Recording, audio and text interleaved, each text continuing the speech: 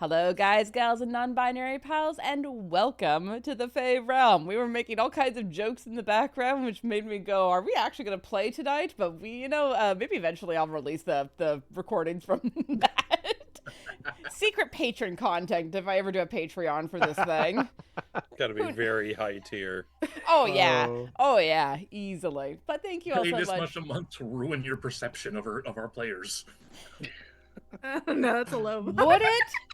Would it, though? Oh, I mean, man. we're pretty much the same on stream, just with slightly less swearing in the first few minutes. But thank you all so much for being here this evening as we jump back into the death campaign. We're all a little bit loopy tonight, so we're just gonna dive straight in. Adam, over to you, sir.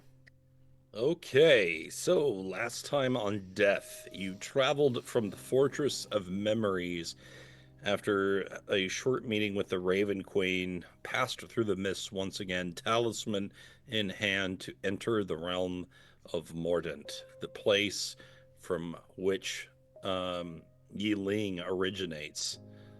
Yi-Ling, born and raised there, but not her folks, not from there at all. But as we learned at the end of last session, at least one of them remains trapped.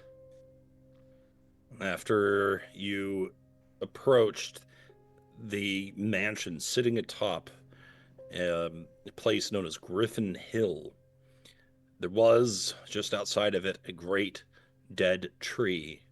And upon the tree's boughs hung a series of heads. These heads then came to life and attacked as a great spirit emerged from the tree and set upon you. You responded in kind and laid them low, and the spirit unraveled, and there revealed Yi-Ling's own mother. Bum bum bum. And it is there that we begin. Yi-Ling, you see her spectral form floating there before you, looking at you with shock and awe on her eyes. But is that really you? Reaches out a hand. She recoils, bringing her hand back, but then she goes, "No, these must be a trick. This is not possible." It is possible. I know I fell with you and father, but I was rescued by the Raven Queen. What foul trickery is this? Are my torments not enough for you, you madman, that you would take the form of my daughter, who I saw lie dead on the earth, and brandish her like a puppet? And for what? Why would you torment me so, you cruel, wicked, vicious monster? Mother, it is me. And she'll say something in Elven that her father used to say to her mother.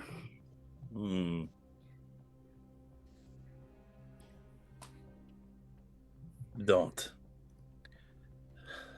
That word. Those words are precious to us. You will not befoul them with your trickery. How can I convince you?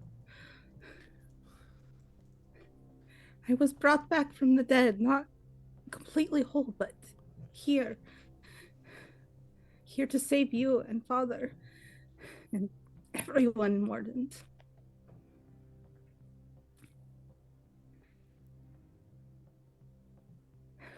Who is this person you speak of that keeps you here?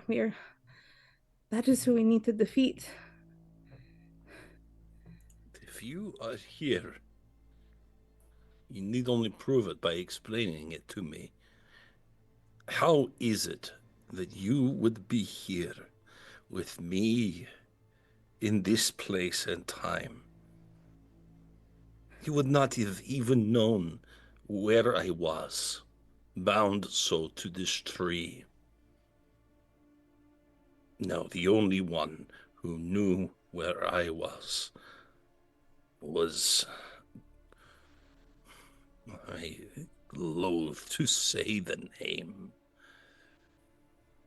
He who has trapped not only myself, but all of these spirits, these hundreds of spirits that inhabit and are bound, cursed to this decrepit mansion to serve vanity and ego, to justify cruelty.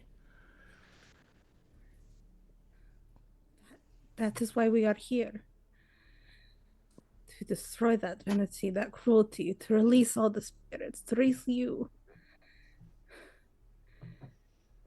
That is our mission. This is why I was brought back to life, why we were all brought back to life. And by what power do you live without being trapped in spirit? These are the rules of this realm. I do not know the answer to that. The goddess has a power that I do not understand. She's not of the gods that you spoke of or the ones that Father spoke of. She's something else. She has a power over death that I cannot comprehend.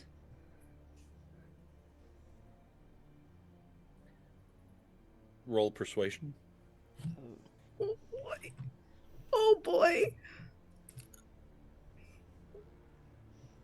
We got some Deadpool if you need it. We do. Do I need it? I don't know. I mean, a 12 isn't bad with a +1, but I second it if you want it.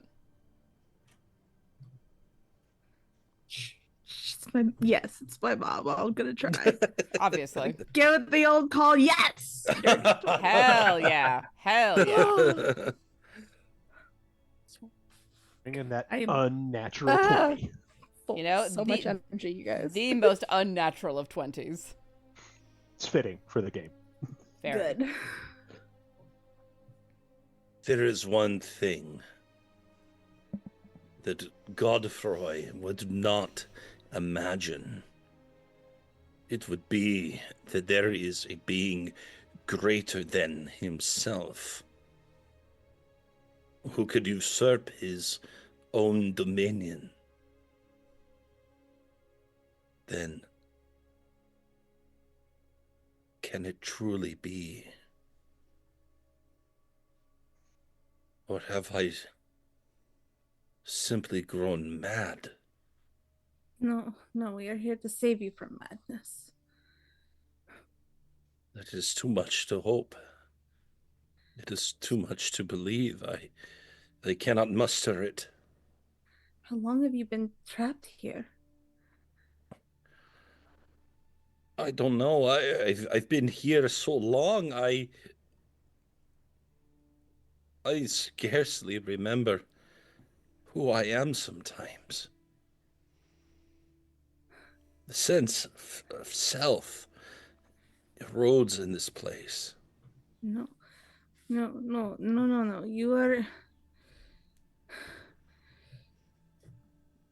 my mother. You are Inga Ulfsdottir, one of the Ghost Tree tribe. An Uthgard barbarian, proud skald of your people. Ghost Spirit tree. talker, spirit walker. Huh. That is why I found myself here. I saw this tree and in my stupor, my madness. I drifted there to do as I had done in the old days. My child. What? It, oh, my. I look into your eyes, and I remember how good it is to see you breathe. Sorry I couldn't help you or father or save you. No, it is not the duty of a child. We brought you into a place where we were desperate. It didn't work. We didn't truly understand the nature of what we were doing, and even I could only comprehend in flashes before the end. There is one who survived that encounter and knows what happened in that cave. The doctor got away? Yes, by our design, he did. Perhaps our sacrifice, therefore, was not so in vain. If you can find him, perhaps he will have the key to your success. But first, I look upon this horrible place, these rusty, decrepit boards, and I know the prisoners that dwell within. I would that you would provide them with whatever succor you could. Their every moment is torment. We'll try. Where, uh, where is father? Is he? He's not with you? I do not know what has become of him, I'm afraid. I hope that he is not here. I hope he found a way to go beyond. The elves are a strange people. Even stranger still, those from whence he hailed. I'm going to free everyone who is here. But I was promised a reward in return, and I want, but only if you want. Would you like to be alive again, you and father, if you can be?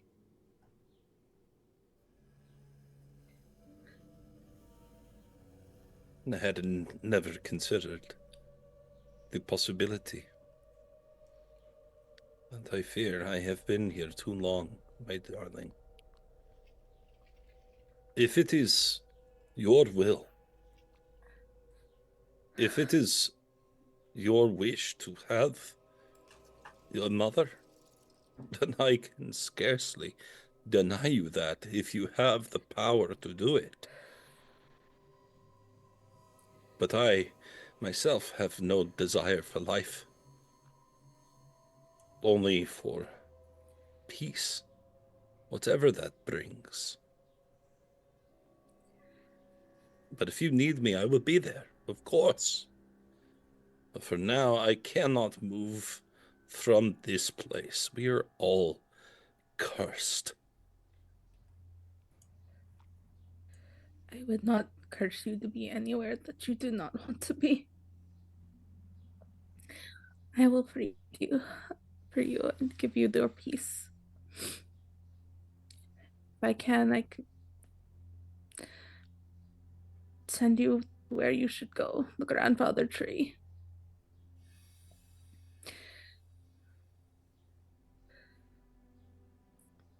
A tree.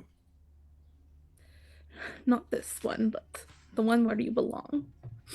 The spirits of your ancestors. My ancestors will be well. But it is the spirits here that need more. That need guidance and direction.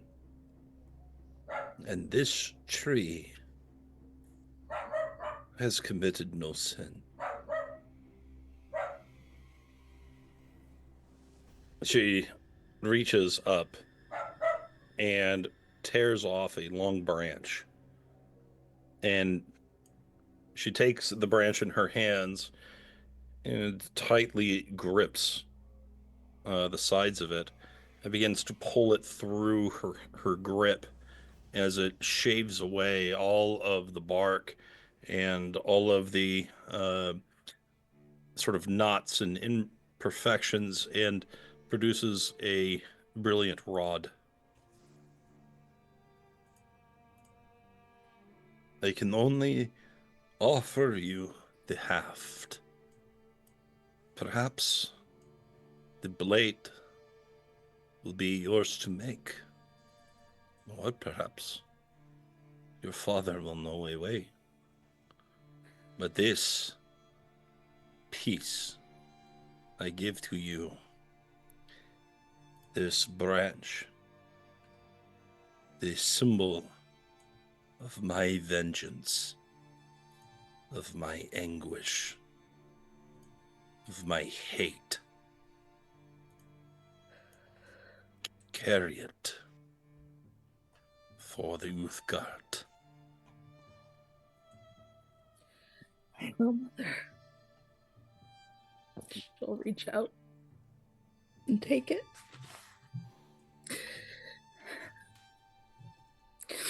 For the Uthgard, for you, for the Ghost Tree tribe, for all the spirits of Mordent. I fear that the time has come. I feel myself slipping once again, and I am once again to wail on the tree. But know that I am here, and that some part of me chants for you. I will hear your song in my heart always.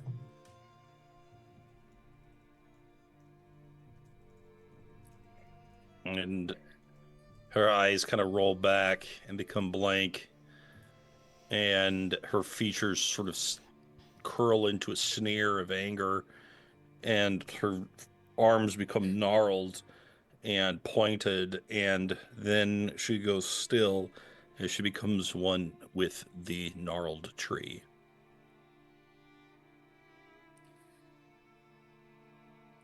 He's just gonna hug her new staff and cry. Drausken will put a hand on her shoulder. Come on, child. Let's set things right for your mother.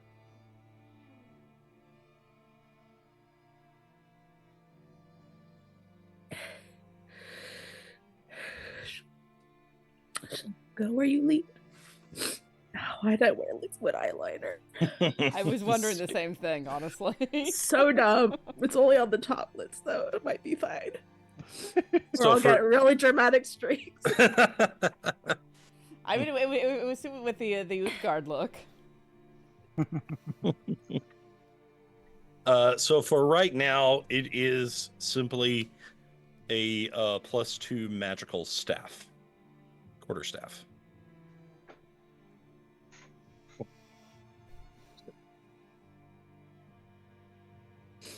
Oh god, I gotta blow my nose. I'm sorry. Mute for, yeah. Valid. Well, I guess it's break time, guys. Half hour in, we're going to take 2 breaks tonight. Don't mind us. Nobody Yeah, wanted to see or hear that. We started strong tonight. Dang. Yeah. We I went didn't for the I didn't Tanya have to tears. say anything. Went for the Tanya tears immediately. Well done. Well, she's an easy target. I'm like just a huge target. You're not wrong. I'm just like, can it be? Gone.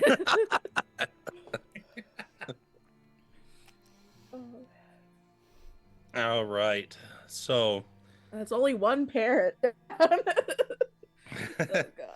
all right. You guys have stepped about 20 feet into this domain, and here we are. Amazing. Also, if you were intending to show us anything on the map, I meant to say earlier, but we're not on the map. Hey, you right. Well, we didn't need to be before. We didn't need to be. Like, it was focused entirely on the role play, but, you know. That's true.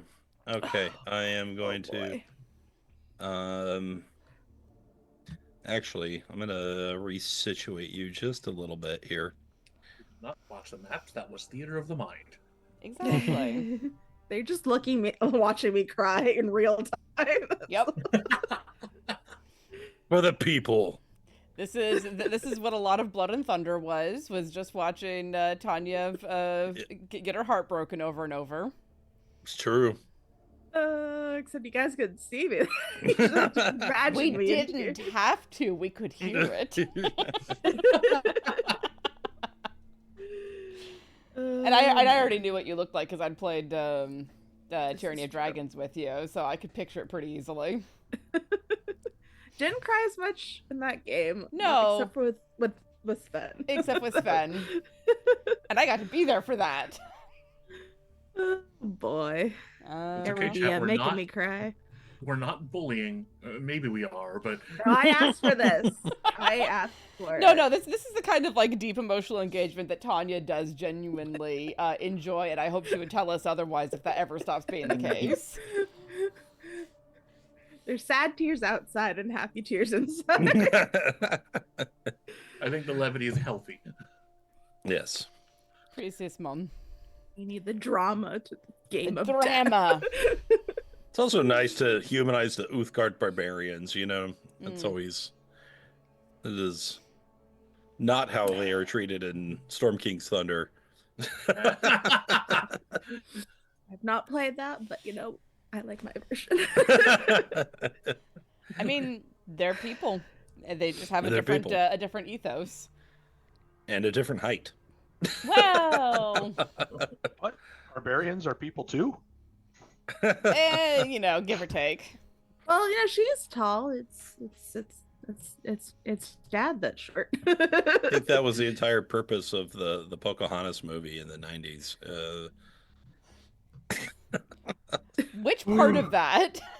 Yes, the whole thing from beginning to end. It's okay. All the Disney movies had a purpose. Beauty and the Beast was to remind us that we are indeed all furries after Robin Hood, because everyone was at least a little bit disappointed when the Beast went back to being human, including Belle. Oh, that was Beauty. I have mean, learned colloquially that this is called a furry bad end.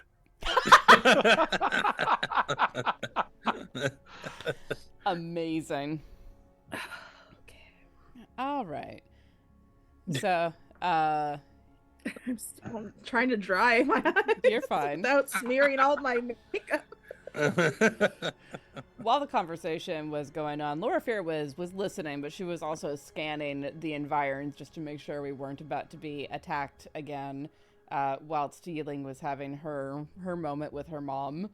And also looking to see if there's anything interesting about the layout of this manor. Although her ear kind of like twitches a little bit at the idea that there's someone else who survived whatever Yi-Ling and her family went through, to maybe give us some more insight on what's going on here. Okay, well, Loraphyra, as you are taking a look around, this building appears to be about 2 stories tall, and you can see at least one spirit drifting near a rose garden. by a bench, not too far from where you are currently. And then beyond that, you can see that sort of heads reforming on the tree, sort of slowly growing there as they regenerate. And you get the sense that if spirits are defeated in this place, they cannot even enjoy the release of death. They simply reset. All right, I'm gonna catch Drausken's eye and like gesture all of us back away from the tree. It appears that the regenerative nature of spirits is very much, pardon the phrasing, alive and well here.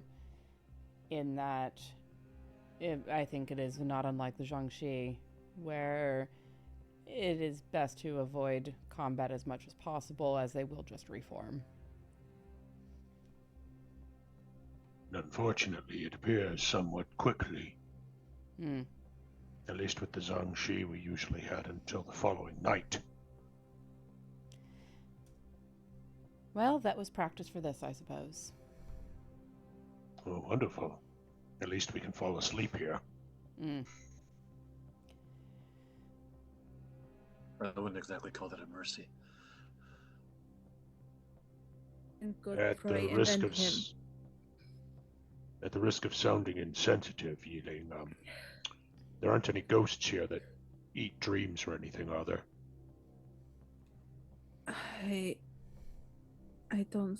I'm not sure. I mean, There's at I least did one. not. Well, let's put a pin in that and hope we can still get some rest regardless. So it sounded as though you know someone who may yet live, Yi-Ling? The doctor I spoke of before, Van That Richten. Bander Richter Van, something. Van Richten. Yeah, that one.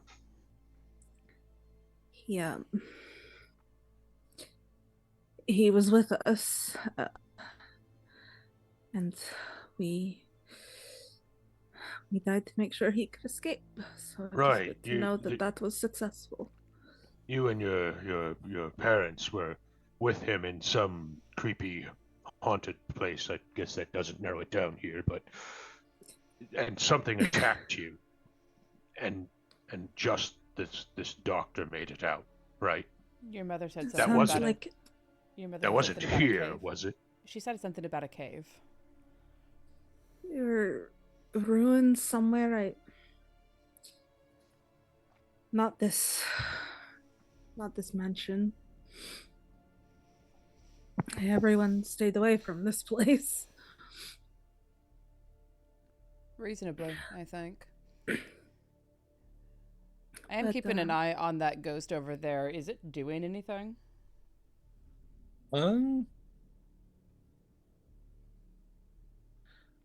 It is sitting on the bench, but it keeps trying to look over and get your notice.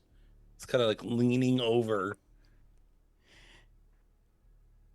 and then when you, yeah, go ahead. Go ahead. You know, when you kind of like look back at it, it's like,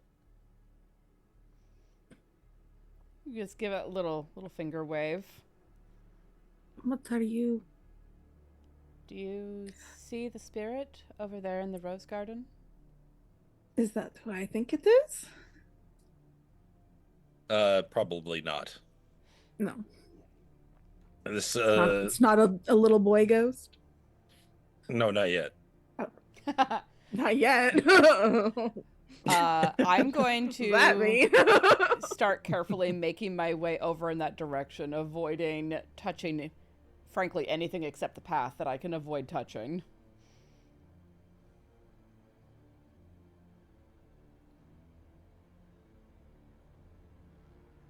Keeping an eye also on these statue things that I'm not sure what they are. Hello? Hello? Hello? A visitor. A living visitor. Who are you? I'm... My na- I am. I was. Uh, Dean. Dean. A That's pleasure. right. That's right. And uh, I was a servant here at the manor. I was, yes, a manservant. Drausken's gonna kind of put a hand on Loraphyra from keep her from just walking up to the ghost. May I caution some, well, caution. She just gives him a look over her shoulder that is complicated, but a little bit like, fucking really? I promise you that I am not dangerous. At least not to anyone but myself. I mean, I am also still cautious. Can I roll an insight check on that? Yes. Shanks. 25. All right, you don't sense any malicious intent, but you do sense desperation, and you also sense um, sort of uh, a desire for something that he doesn't understand. Yeah, and with my knowledge of life and death and unlife, I am going to keep a distance because I have a feeling this might turn into a drowning person grasping at anything to keep from going under. And I don't want my life spark to be that board that it tries to grab onto. Why? Why have you come here?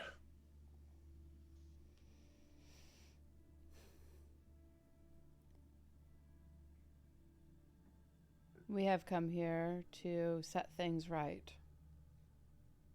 Oh, good. I have been here for so long. And by here, I mean right here. In this spot, tied to this bench. Correct. I am cursed to this bench. I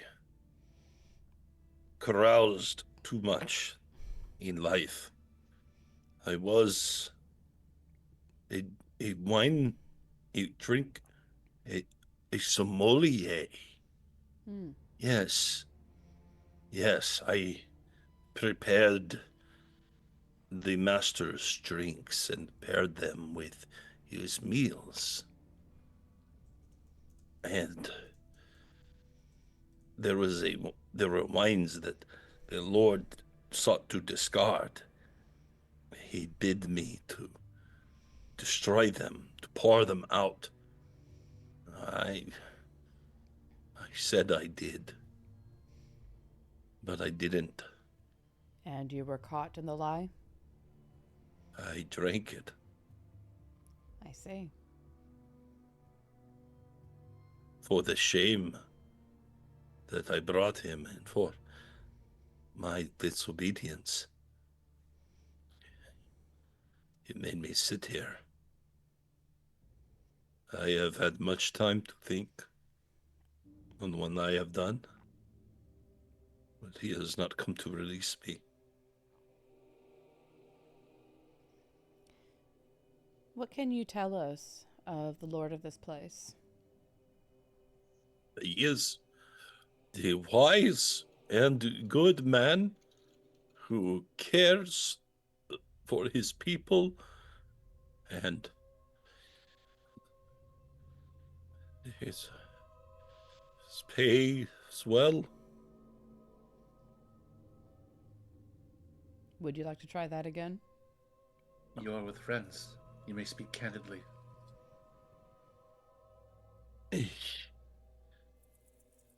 Yes, the cruelest man that there ever was. There Does the is cruel master have a name? his name. Is Lord Godfrey. That's the same name that her mother mentioned. Mm-hmm. It takes no small amount of courage to raise a word against your master. He would That surely punish me.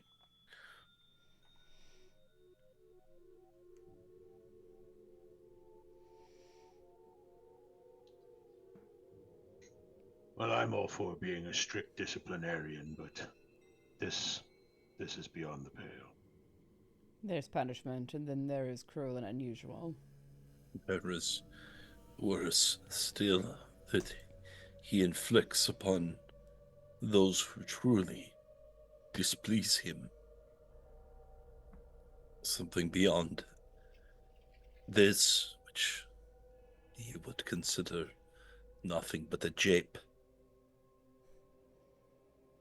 Below, under the stairs, there is a door. The door leads down, and down within, and there is the kennels.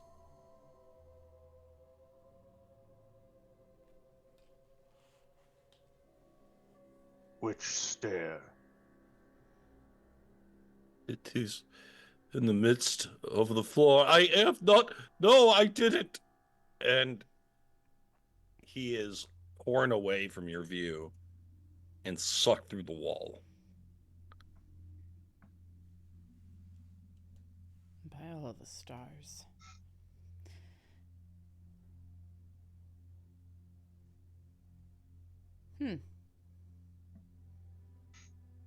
Drausken draws the black iron sword and stands on guard looking for any kind of threat.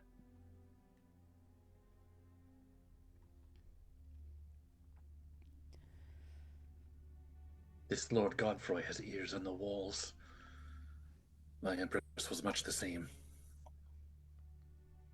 As I believe Mother was to an extent. It seems to be an ongoing trait of these rulers. And rightfully so. Power begets paranoia. Mm-hmm. The more power that you have, the tighter you grasp it, and the more you are afraid of losing it.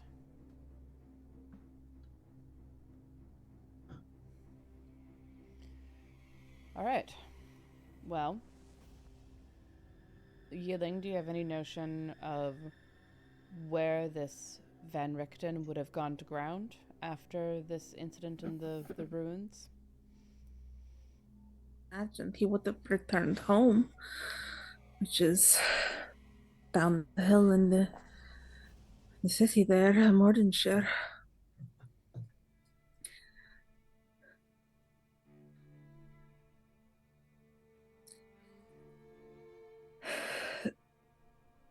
I mean, unless he came here for some reason, but I don't imagine why he would.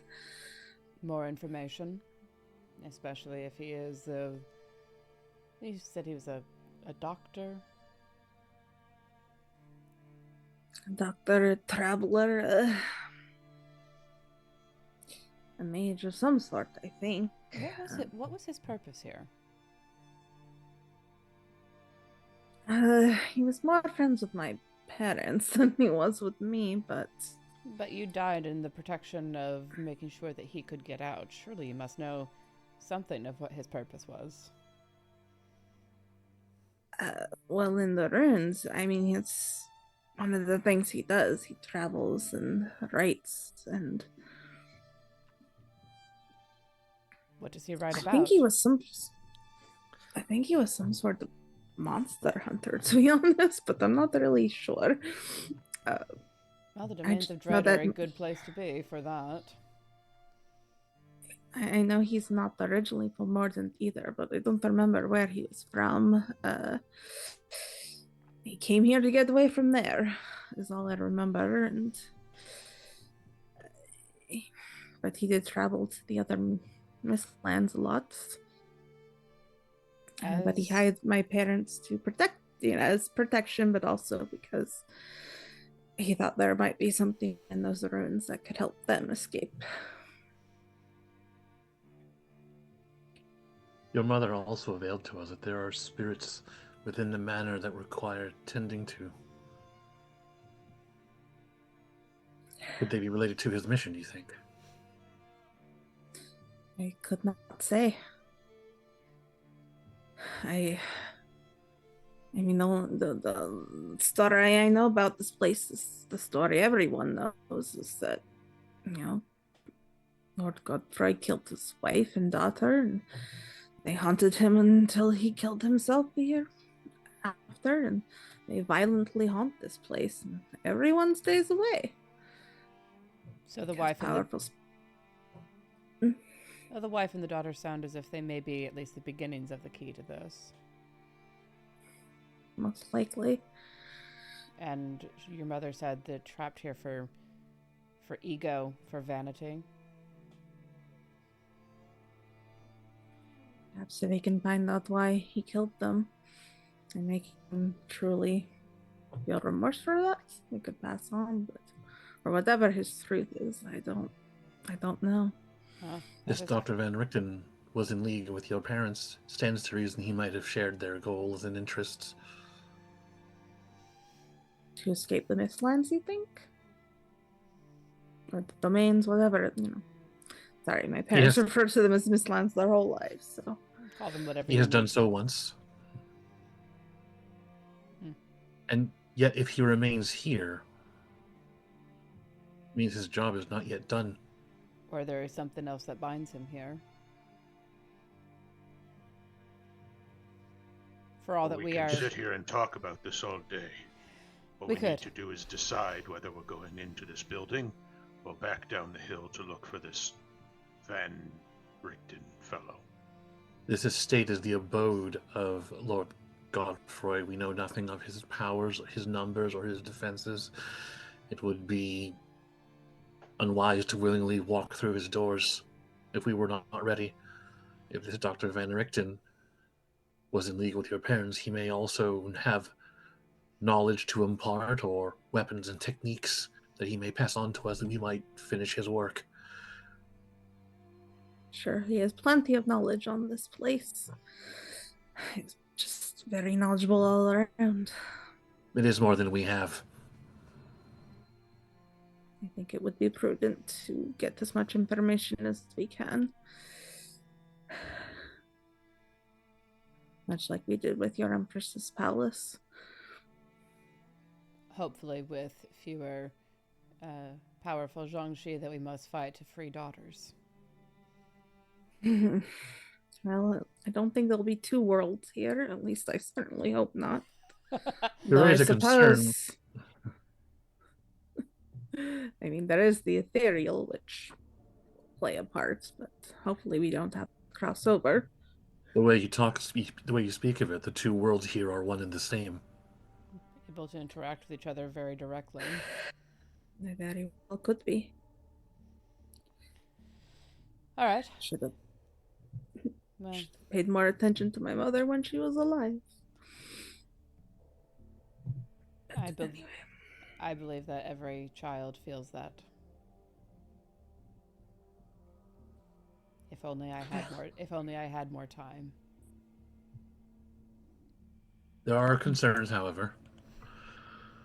The first of which we've already drawn steel, and if this Lord Godfrey is as aware of his domain as he is to simply rip the spirit from that bench, he may have already known of our intrusion. If we leave, he may have time to mount defenses. Second, the longer we dally, the more those spirits are at risk of whatever is happening in those kennels.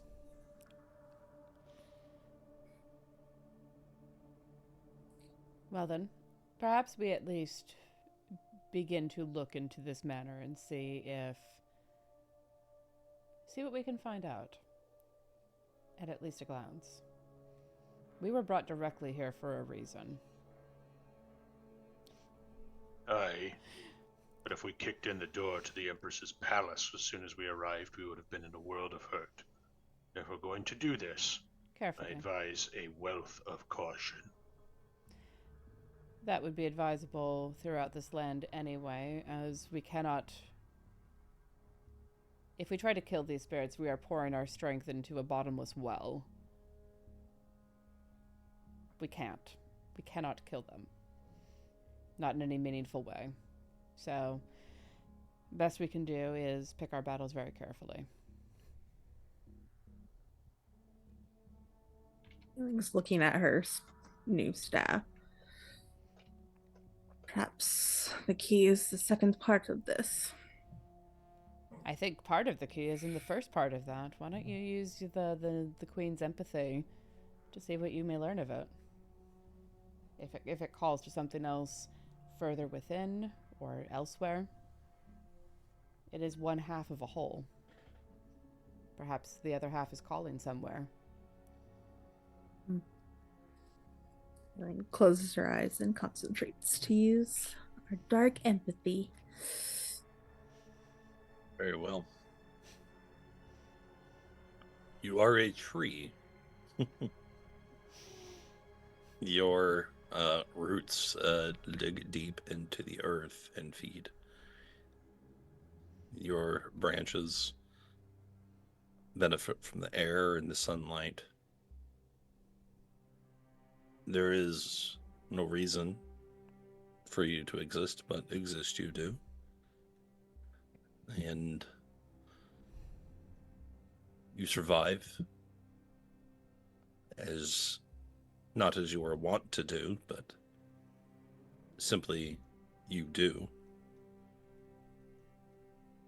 You are part of something greater, larger.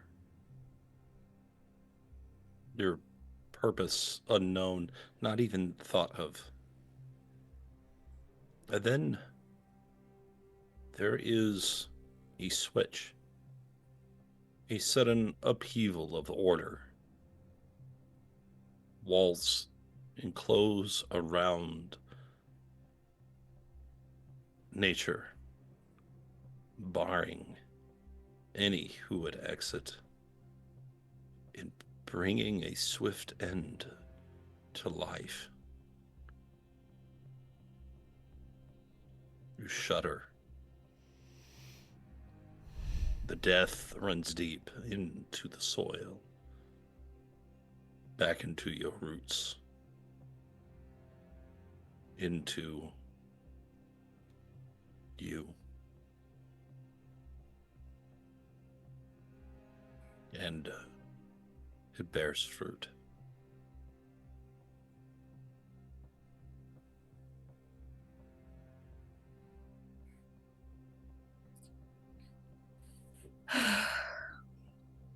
Yi-Ling opens her eyes and shakes her head. No, it just does not call to anything. It simply was. It was what it was, and now it is this.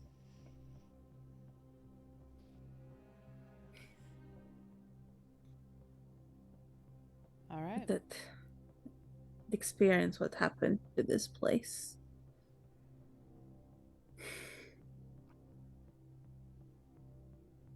I think we should go find out exactly what that was. Agreed. All right. Do we aim for the front door, or do we try to find a back entrance?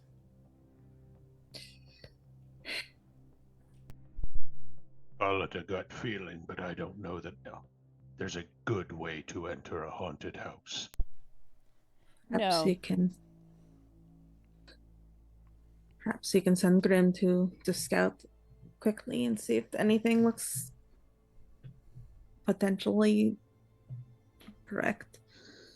Well, right just past the bench, a bit to the right, there is a window that leads in. And as you peer through it, the window is stained and murky. but it appears to be a kitchen within. After sending your raven about the house, there are several other entry points. Again, windows throughout. Each of them fastened and locked. And there are 3 which contain some repulsive ward. A danger.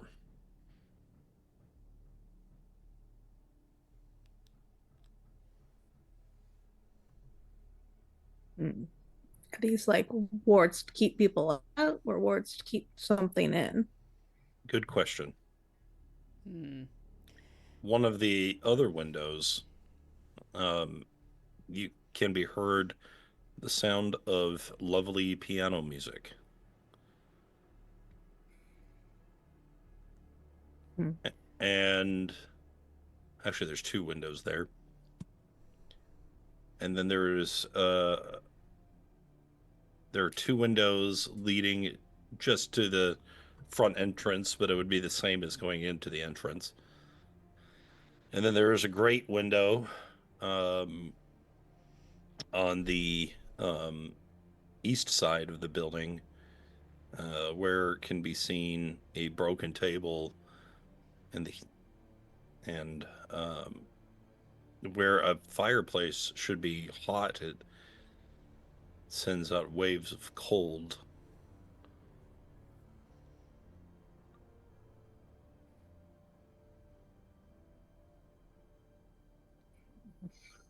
Also by a chimney. Yeah, indeed. There is also a chimney.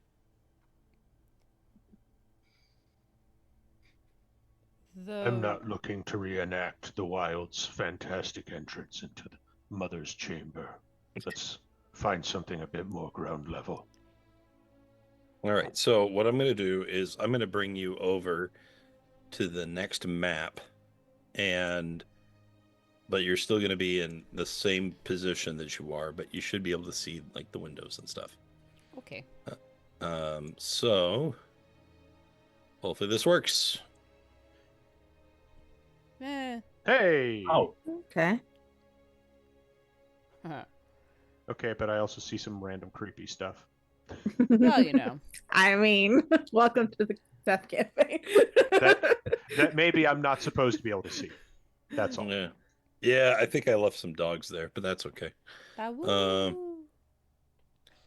Let's see. Yeah, as you're looking through the window, you can see a spirit moving around in the kitchen area.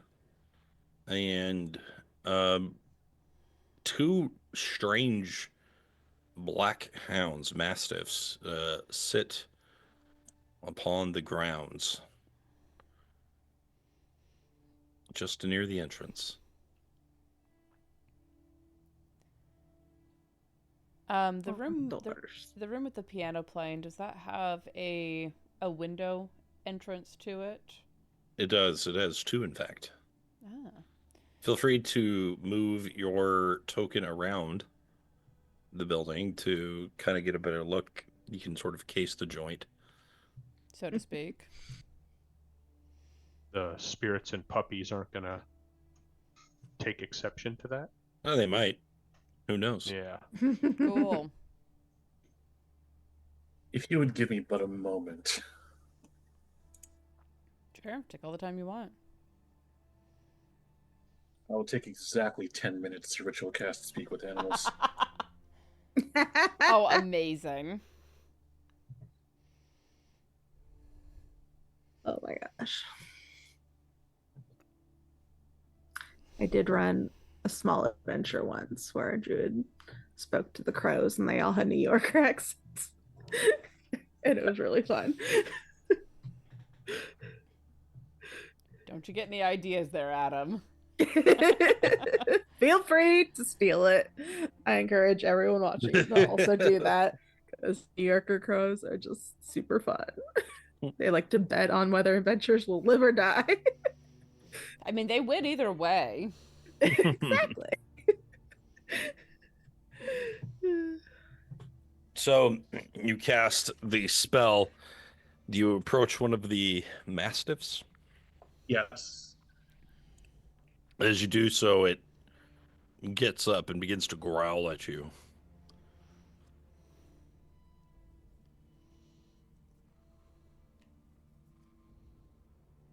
I present my hands, no weapon brandished, and I sort of crouch to my knees, and I say, "Peace, friend. I am not an enemy." It curls its lips back, baring its fangs, and uh, begins to growl with vicious anger, ectoplasm dripping from its maw. Um, your words don't seem to get through. This is not a beast. Not all dogs go to heaven. Sorry. I'm sorry. I'm gonna stand up and I'm gonna stand up. Chris is just gonna leave. I'm gonna take a Sorry. step back, and I'll just whisper to Yi-Ling, "This one has lost himself. There's nothing I can do." I don't think anything here is alive anymore except for us. Nothing I might offer him would assuage his pain or hunger, or his loneliness. And perhaps a window. Let them do their duty until they're no more. As Loraphyra said, we should avoid as many fights as we can, since even if we put them down, they will not stay down. Perhaps we'll find another friendlier humanoid spirit inside, and hope that they don't all get torn away. To leave them is to abandon them to their torment, but we have no other choice. Crawling out from the bushes and apparating is another mastiff. Ah, shit. Oh god, they're just appearing. And Right, then we need to make. another. Oh boy. We need to get inside the house quickly. We need to make some decisions. All Well. right. Where's the piano room? Is that on the east side? It's on the north side. Okay. I think we should start moving quickly away from these mastiffs and making our Indeed. way towards. Those who Making our can way take up. to the those who can take to the roofs. How high up is the roof? High enough for a raven to fly. They do have their little Their thing. teleport thing. Yeah, I can't remember what it's called. Yeah, the top roof is about 20 feet up. I mean, Yi-Ling can just like walk up there, and she will. Statue. Oh, I can't actually get onto the roof. Okay, but you know what I'm trying to do. Okay, so yeah, so anyway, I will swap you guys back here since some of you are taking to the roof. Honestly, I think that's probably a solid idea, at least for the moment. So toss my arm up and send Grim up to the roof, and then once he lands, say here-ish, teleport up to where he is. You know, we have to get back down from there too, right? I'll help you. Ravens can fly down too and land on the ground. All right, Yi-Ling hops up. You want me to make a check? I will. No. Make no assumptions here. Hardcore.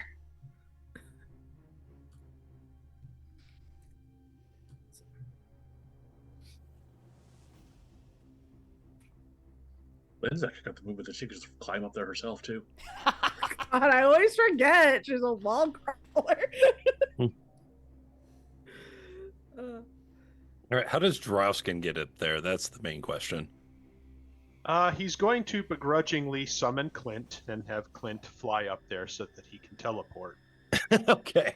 With the most grumpy expression on his hobgoblin face. Or begrudgingly trudging curmudgeon.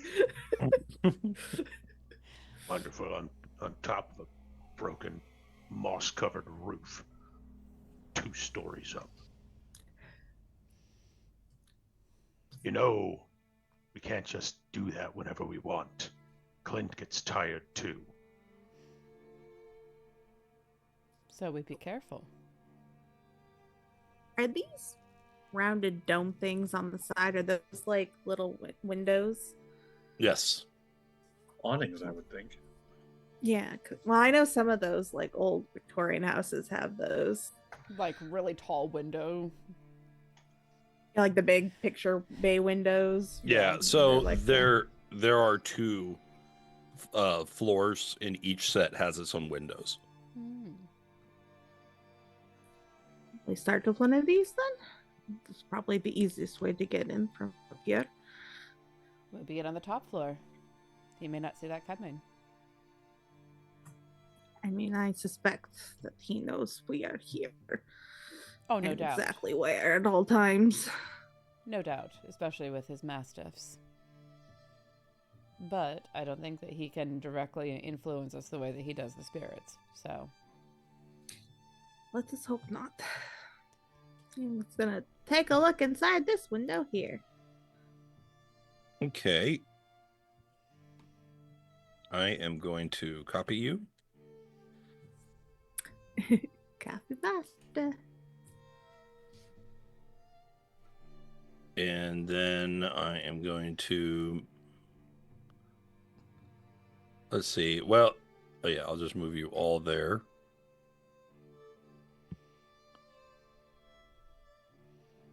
How about room with the spirit? Ooh. Yi-Ling?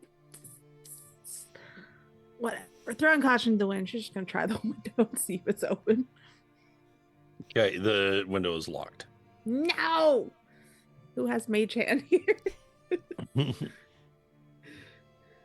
Or proficiency it- with thieves' tools, if you're able to jiminy the latch from the outside. Oh man, I don't think I do. I ain't no rogue.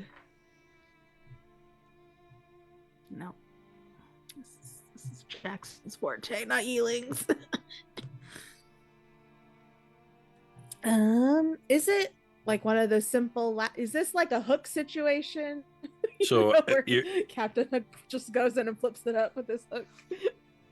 You would need some sort of very thin instrument to get underneath the window from the outside. You know, as you wouldn't want a window to unlock from the outside. But, you know, yeah, with thieves' tools, it's possible. As you're examining it, you're kind of working on stuff, and then you look up, and the spirit of a woman is staring at you directly on the other side of the window. Hello. And she places her hands up against the glass, but she can't pass through it.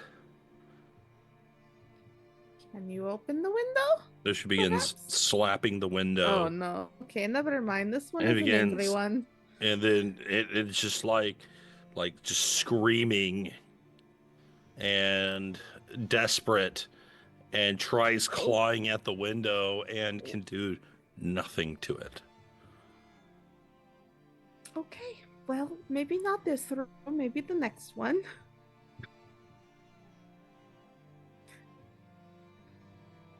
I suspect they will be locked in an equal measure. You have a way of getting in? I mean, we could just break the windows, but then we are fighting this angry ghost. But I mean, or we could just run through and try just running through this place. I would not recommend it. Okay, so Okay. that's what Yi-Ling is doing. I'm going to go back to the roof here.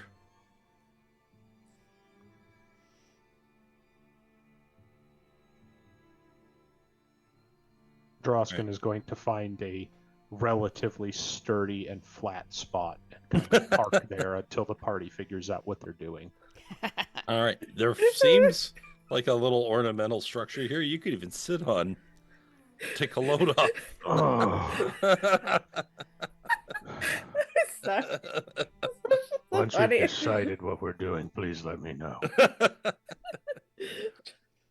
Just like, fuck this noise. Fuck this noise, I'm out. Well, I am neither an architect nor a roofer, but I understand at least enough to know that roofs are designed to keep things out, generally speaking. They have to be sealed against rainfall. So I don't think there's anywhere on this roof that a rat might squeeze in. Except the chimney. Except the chimney. I was about to say that. Squeak, squeak. You're welcome to it. I'm not going anywhere near that. Ask you to it.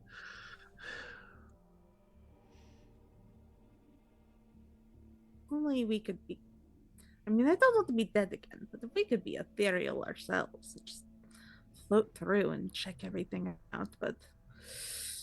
And that might open us up to even more danger. I don't know, but I think no matter what we do, we're going to be facing ghosts in probably every single room. We just have to pick which ghost we want to deal with. That's a good point. Even in the guise of a rat, I doubt there's even living vermin in this house. I do have some bombs left, but I don't know if that will really be helpful. Hey, friends. You've got Yeah. more company. Drausken's going to point at the dogs appearing on the far Oh side of the no, roof. on the roofs! Oh god, we have to get the fuck in here, you guys. I'm going to peek into the window that I made my way down toward, the far north one. Okay. I am going to move you there. That's the piano one. Oh, this room, as you look into the window, it is completely blocked off. There is some sort of perhaps furniture or something covering the entire thing. You cannot see in it. Okay. Moving with some care, because I'm on the edge of the roof. Come over to the other one to look in. You see an open space where dwells a solitary spirit. And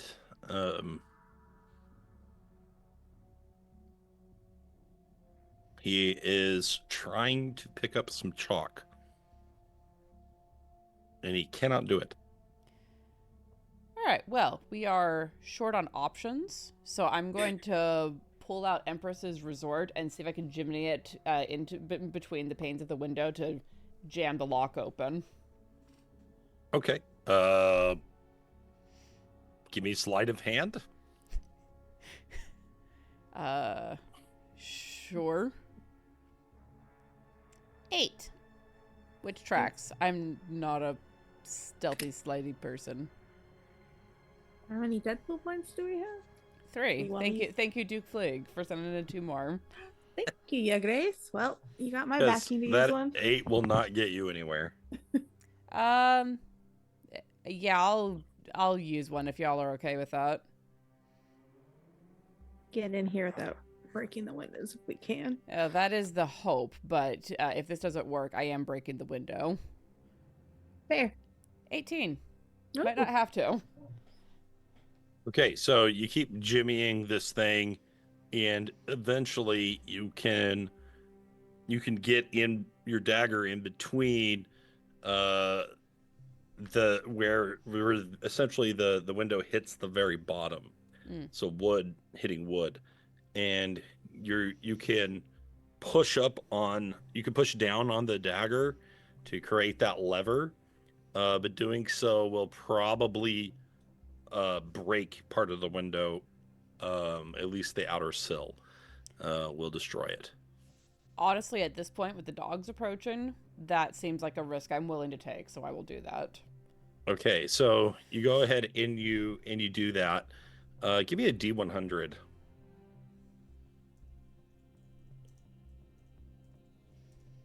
That is a 60. Okay, so with that, you see the spirit on the other side, and he's kind of like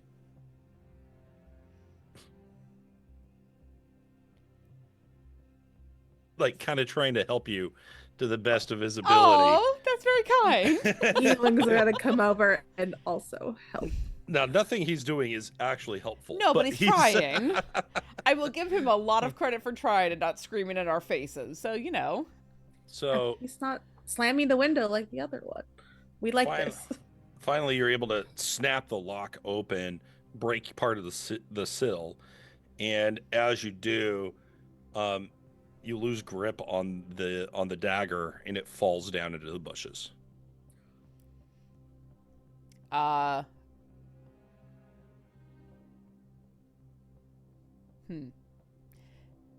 much can a raven carry? I was gonna say Grim is African or European? fetch. Grim is specifically Like as big as seagulls, man. Grim They're- is specifically good they- at finding shiny things. No, ravens are big as hell. Yeah. They can carry a dagger. So I will send Grim down to retrieve the dagger and grab it and bring it back to me. All right, do you go in Open through the the window? Yeah. It's open. Come on, quickly. Do you all follow suit? Yes. Yes. Yes. Okay. Yi-Ling will Badoop. help Drausken Badoop. down the side of the sloped roof and get him Okay. inside. Let me grab Old man's Drausken. Drausken and Lynn. Add them in.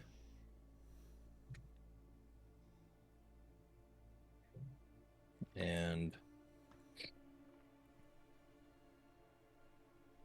now I will bring all of you over. Yay.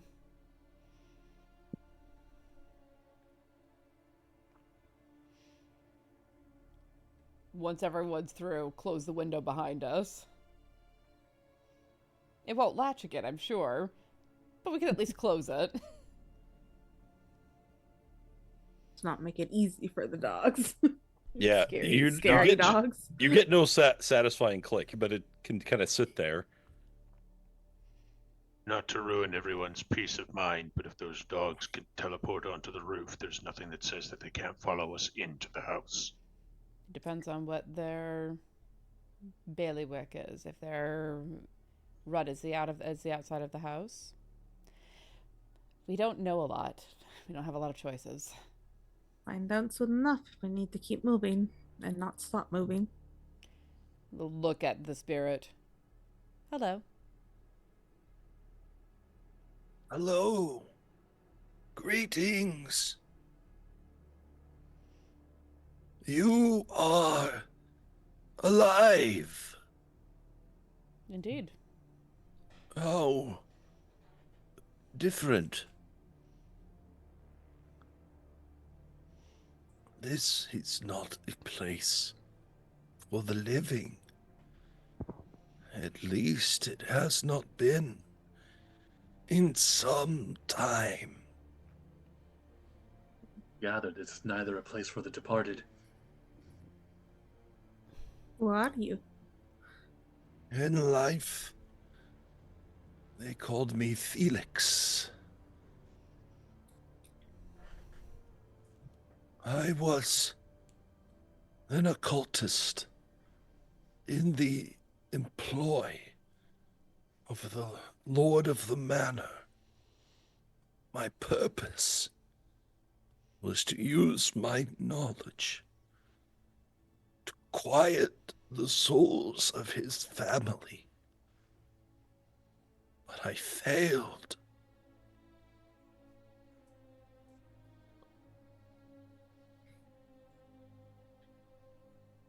And now you are trapped here. By the one who Indeed. had.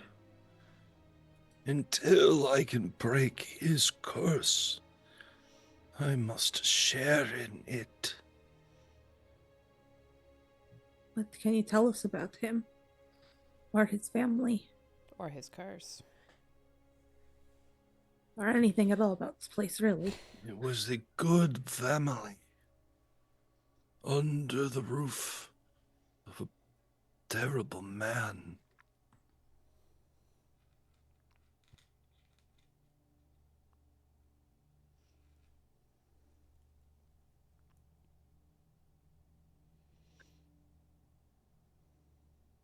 It would seem his wickedness was not born of tragedy. It was always within him. Could not understand that he was the cause of his own suffering. He could not see that the wisdom I gave him would have helped. But I did not see that he was incapable of understanding. What wisdom did you seek to convey to him? We would beseech the spirits, seek their needs, and fulfill them. But doing so would require patience and understanding. The Lord sought to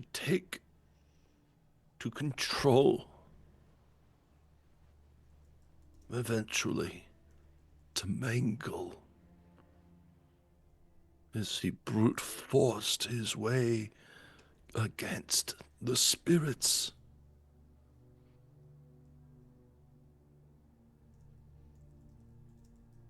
Did you find out ever what they needed? Never. But I dare say they could have used a husband and a father.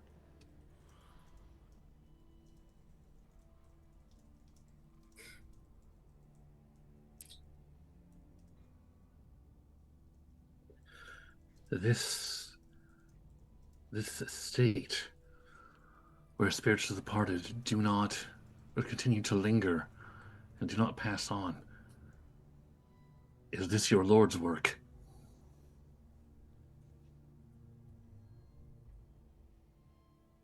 Yes. Yes, there was a time before I died, before he died, that all could have been. It all could have been saved.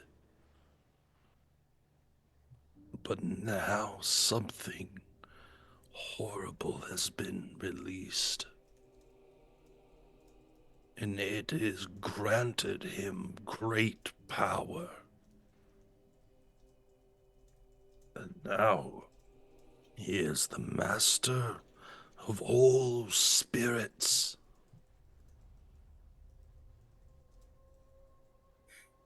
You said you were trying to break his curse. Do you know of any way to do that? I know many rituals and forbidden magics. I could perhaps point them to you. But I have been here a long time, and I do not know what my broken mind might do to you.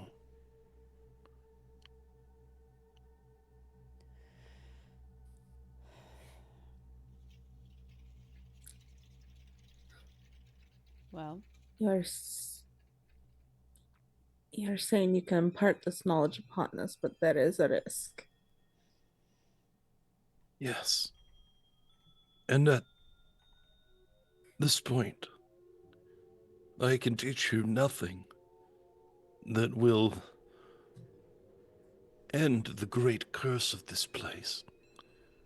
There is something that empowers him, that is beyond the mere arcane, that is beyond the weaves. Something unknown, and yet all powerful.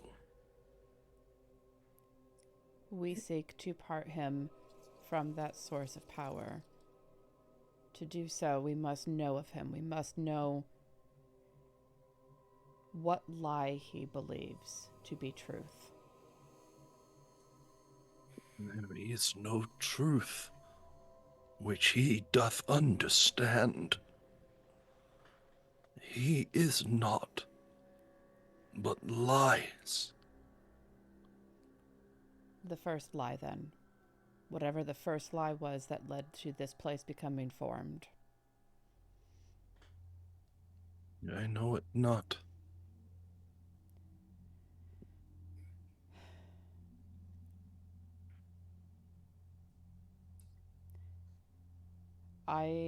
I'll look at the others.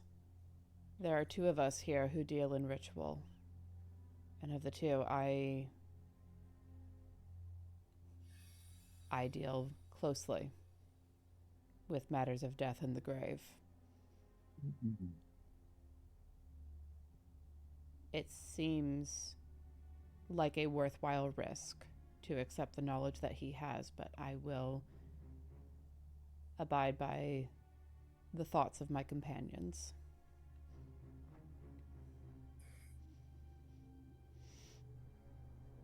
Whatever risk he imparts, I will endure.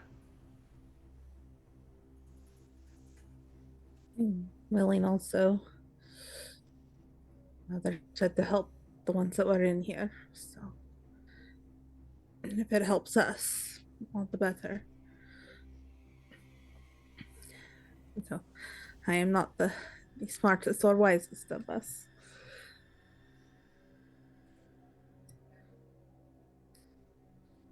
But you have perhaps the greatest heart. It's very kind of you to say. In this place, I think that is no small strength. And you are tied to this place. Your heart beats in time with Mordent. I have not thought of it that way, but yes. We'll step forward. I will take this risk. Felix. Take the chalk. Draw a circle perfectly if you can. Yi-Ling? How big is this chalk? It's, I don't know, chalk size? There's chalkboard side and sidewalk chalk. I was just wondering if Sidewalk you could, chalk. Okay, yeah, no, Okay. that is a distinct difference. Good call. Perfect. Yeah. I assume her staff has a place where a blade haft can be inserted, so she'll stick the chalk in there, do a perfect circle. Use it as a with compass. her as a glaive, yeah. You know, like one of her katas, essentially. Oh, that's really cool. He's so not gonna smart. freehand this. That's so smart, though. Oh, thank you. Okay. Make an attack roll. Okay. Draw the circle between two worlds, celestial fire to cleanse Oh, the come dirt. on. Roll 20. You can have Really? you can have advantage because that was smart. Thank Yeah. you. That's yeah. better. Okay, you draw a perfect circle. And Bam. place pivot spins. Impressive. Now, place a candle at each pole and light it. Then meditate in the center, and I will touch your mind. I apologize for what I am to impart to you.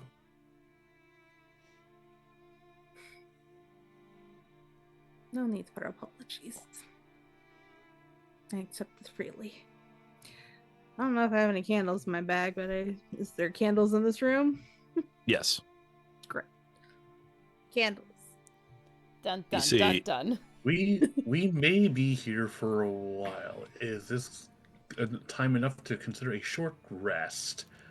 Yes, For the rest you of can. us? Yeah. You can take a quick break here if you guys would like, and And then if- we will move on. If so, I am going to get to work warding the room. Oh, hell yeah. Perfect.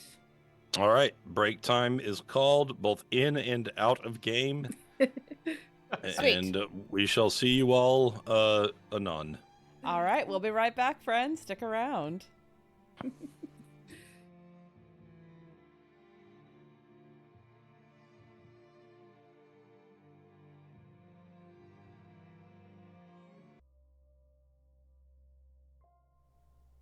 Hello, everyone, and welcome back to Death. We are about to take a short rest and inflict knowledge on Yi-Ling. Adam, take it away. All right, so what's your armor class? Come on, man. Oh, You can sorry. look at my character sheet. Not inflict wounds, my bad. Okay. Knowledge, not wounds. Although I admit they are very similar in many ways. So he, as you begin the ritual, he basically his hands disappear and reach into your mind. And you guys see Yi-Ling kind of like jerk and shudder and move violently as this change is taking place. And finally, he recoils his hands from Tania, or from Yi-Ling, sorry. Same difference, Who? really. Who then begins to retch on the floor. Yucky. Yeah. Oh, I totally forgot to roll hit dice and shit. When you come to, Yi-Ling, your head is spinning, and you feel sort of disconnected from the reality of this place and time, and you feel like you're more like watching yourself. I agree. And you lose a point of sanity. I don't have any sanity. Well, that's You really Or do you- bad then. You should. Or do you mean? Oh The wait, not stat. the modifiers. The It's on stat. top. There's Oh modifiers, god. Okay. So you 10? lose. 10? Yeah. Down So to you 10. should be- Start with 10. Yeah, so you start with 11, so now you're down to 10. We start with 11? You start Y'all with started 11. with 11? You I should think- start at 11. I did. Did any of us start at 11? I I had started 11. at 10. I mean, Lynn, it makes sense Well, to start yeah, lower. I was gonna say that No, tracks. I'll take a starting 10. But Sanity and Otter typically start at 11. Start 11. I see. 11. May I elect Yeah. to start at 10? You may elect to start at 10, by all means. For your Chris, this is- backstory, Chris, this is why I adore you so much as a player. You will take the getting fucked over specifically for character reasons. yes, we appreciate it. Or the But plot. Yi-Ling, in exchange, you were under the constant influence of guidance. Oh, Ooh. Whoa. that's cool. See, Finally, a headache that's worth something. Oh, sure. Make my mentor ability even less useful. Sorry. You're not wrong. just like a real mentor crown. Oh, Oh, harsh. That's a Final Fantasy joke. In addition, it. Yi-Ling, you can now speak with dead. You can cast the ritual version of Speak with Dead however you want. To add spells to my non-existent spell list. Just so I can look them up when I need them. Oh boy. Oh boy. Well, if you ever no, why'd you give me more stuff that I can do, Adam? if you ever need to just like drop Speak with Dead, I have it available in my spell list and I can drop it for you. Yeah. If you don't want to You could just put it in say, your... I do it. Yeah. Right? Like, that's fine. Yeah, but I know there's parameters. Parameters. One of which kicked us in the teeth last time. Yes, Thanks, Monday group.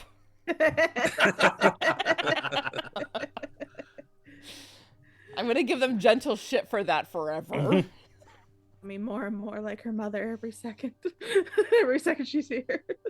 Who, me? Me. Oh, you. Yes. It's like, wait, what? Oh. All right. Cool. Cool beans. Now, there is something I must tell you. That door just north of us, just here, that place is forbidden, and the door is cursed.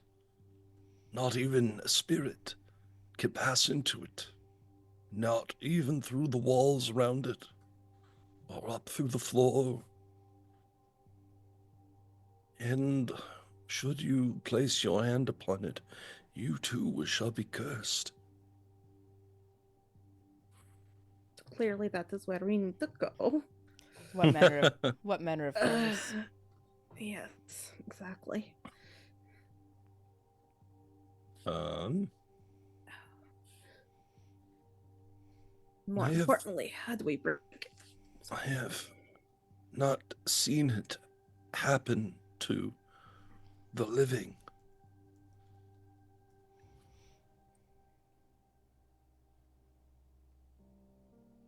But No, that's it. Hashtag cursed. cool. Stop. Okay, now we found the tagline. Hashtag cursed. No, Tanya. Cursed. Cursed. That's only if the pentameter requires it. No, it just sounds better as cursed. Also, Jinx Pixel Rose. Oh god. Cursed be thy door. Oh. All right. Well, do you know where we might find answers? Answers? To what question? To why Godfrey did what he did, how to undo the curse on this door, how to get through here unscathed as much as we can. The only one who can let you into that door was Godfrey. And he is a terrifying, horrible, cruel, wicked man. That is something more immediate. How might we reach the kennels? Oh. You do not wish to go to the kennels. It is there that the spirits are gnashed upon by the dogs of shadow. Without the relief of death,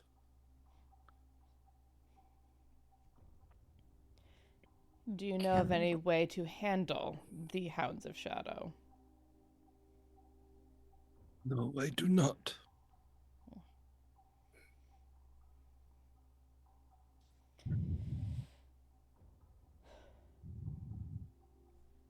All right. Is there anything else that you are willing to impart to us before we move on? I feel piece of my curse is lifted as I have passed my knowledge to you, and now may dwell elsewhere in this land, no longer bound to the house, so I will leave. But I will see what I can learn. And should we see each other again, you may count upon me as an ally. Thank you. And should you happen to see any other living beings within this land who wear robes similar to these, and Loraphyra will gesture at her robe, send them to the house. I have need to speak with them. Ooh, what if you find Dr. Van Richten? Or Dr. Van Richten, but... We could use his counsel as well. Or if we're sending ghosts around to do scouting for us, how's this? Lord Godfrey got his power from someone or something. Knowing what that is would probably be a big boon for us. As he began to lose faith in my teachings, he turned to an alchemist. And this alchemist taught him many things. And they spent many hours together upon what I do not know. But after a time, a curse befell this land. And though it has always been less than savory, it has become a waking nightmare since. We hope to put an end to that and put everyone here at peace. You mentioned Van Richten. He is an herbalist, is he not?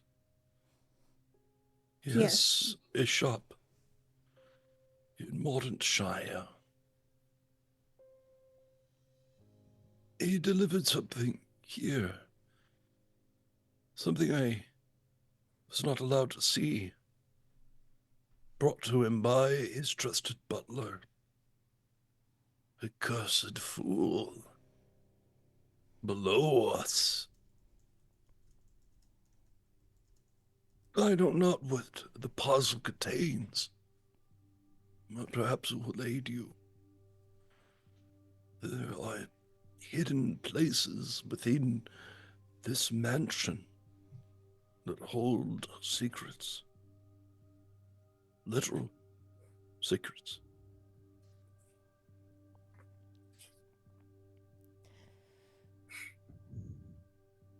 And I think we must take some time to unearth those secrets, to discover the truths that we seek, and the lies.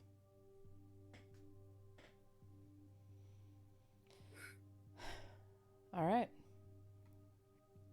With Thank that, you, he Felix. walks towards the broken window and is about to leave until Drausken raises a finger. The finger of initiative has been summoned. One last thing before you go. Okay, Aside Columbo. from the hounds that stalk the grounds here, are there any spirits loyal to Godfrey or otherwise dangerous to our purpose? Loyalty. I think not. But fear. Yes. And you can never trust a coward.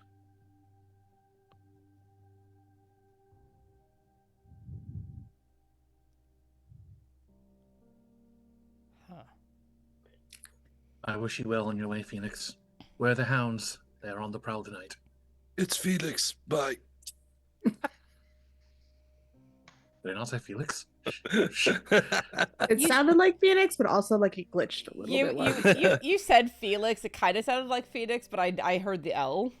I heard Phoenix. I heard Phoenix. Praetor Phoenix. Oh my god. I thought Lynn was making like some sort of symbolic reference, to be honest. No, that's exactly what I was thinking of too. Just StarCraft. F-E-N-I-X. Yeah. Praetor Phoenix. We must construct additional pylons.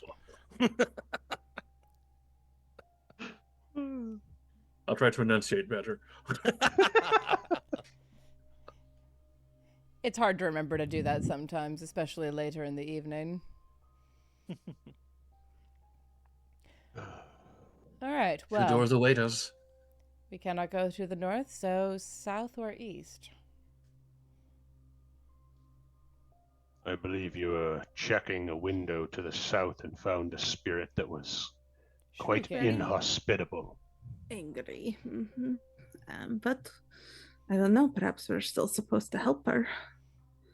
Them. You did say that they seem to be in distress. Perhaps there is a way to help them. Or perhaps she's just waiting to carve the guts out of the first living creature that walks through the door. I feel like that's the kind of door that you walk through all the time. Both could also be true. All right. Fine then. Here we go. I mean, at the end of the day, this is not Falkovnia, and we are going to have to handle it very differently than we will in Falkovnia. If But buckle up, kids, because when you do go to Falkovnia, this is going to be a very different situation. Fuck. that's because Falcone is the worst. Tania and I still have trauma from the last time that our characters were in Its Falkovnia. true name is Fucknovia. We're going to see whether or not your characters are up to stuff, Ah, combat-wise. poor baby. Poor baby. I'm a glass cannon. Stop. Poor baby Kalina. She did her best. That's going to be the We- meat we all grinder did our level. best. We chose to go to the haunted house as a warm-up. Look, this is the third domain. We've been through several warm-ups at this point.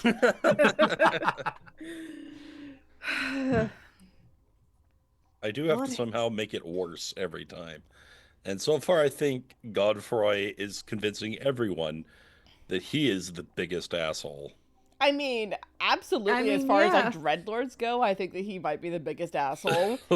He also feels like he might be one of the easiest to cut his legs out from under him, but I'm interested to see how that plays out. Because ego and vanity, pride goeth before a fall, and a haughty spirit before destruction. Yeah, destroying the spirits isn't the hard part. Getting them to see their flaws is the hard part. Well, that is part of destroying him, though, I think, is getting him to see the flaw and then being like, and there's your problem, and there's your problem, and there's your problem, and poke, poke, poke, poke. All right, shall we see if the screaming banshee woman is actually a banshee? Let's do it. You would have to say that. You would have to say that and call that into possibility. That was out of character. It was not with an accent. But believe what you I did not see the hand. with the hand. What hand? This hand. It's out of character. I did not know there was a hand sign for out of character. I have an accent and I don't have an accent. Sorry, it's a GDS thing. I'm entirely teasing. Don't worry about it. All right. Drausken will attempt to open the door to the south. As a reminder, he does have his sword drawn. He is pretty much constantly ready to fight since the dog showed up. Kick in the door and fight monsters or loot the room. Yeah, I prepare an action to take an attack with Nera if something comes out swinging. Okay, sure. As Drausken pushes the door open. You open the door and nothing. Odd. There was someone here. Immediately going to look around, trying to see into any corners where she might be hiding to leap out upon us. Make a perception check. Check the ceiling because gamers don't look up. We come in peace. Hey, some What the games hell? don't let you look up. True. Yeah. Those ones are the worst. Like Baldur's Gate 3. Yeah, but you can like see-through I am walls looking and at the shit. ceiling all the time in that game to look for shit I can knock down. Or there are things that you can crouch upon to blast down with spells. Oh, All wait a right. second. What am I doing? I Hey, take Greg. advantage of this. Oh, are Nine. we all? We're all looking. Oh, Do sorry. it, Yes. everyone. So Ghosty, where are part- you? Oh, part of nope. part of the drapery begins to move on its own volition for just a moment, Loraphyra, until you look directly at it, where it goes still again. I will point that out to Drausken with a little point with my finger and chin. Yeah, I saw it. Of course you did. I got a 20. I know don't know you- about you. I know you did. I was the one who was told. I don't know, man. Yeah, so sorry, I misread that, but that's fine. So it is Drausken who saw that, but I'm gonna stick by it. Loraphyra saw it, but Drausken, you saw it, okay? Saw it. Okay, Seen. and Lynn saw it too. Actually, No, I Lynn didn't. smelled I got it. a 9. Oh, you smelled it. Oh, If it's a perception based on smell, not sight. Yeah. I guess so, yeah. I saw nothing, smelled nothing. Well, if it is pure sight based, then yes, Lynn got a 9.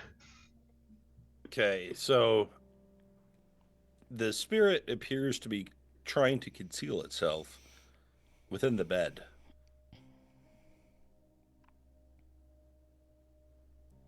Stick to the walls.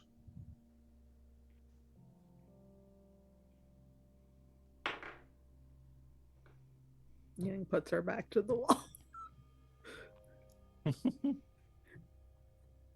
And if you want to have a word with our screamy spirit, go ahead.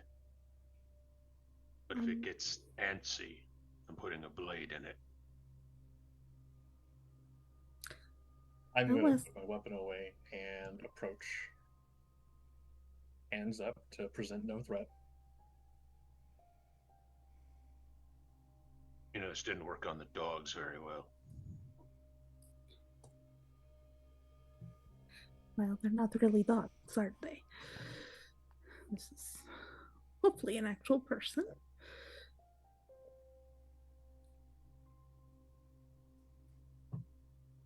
The sheets sort of tuck away from you. An invisible entity pulls them up like this towards her face.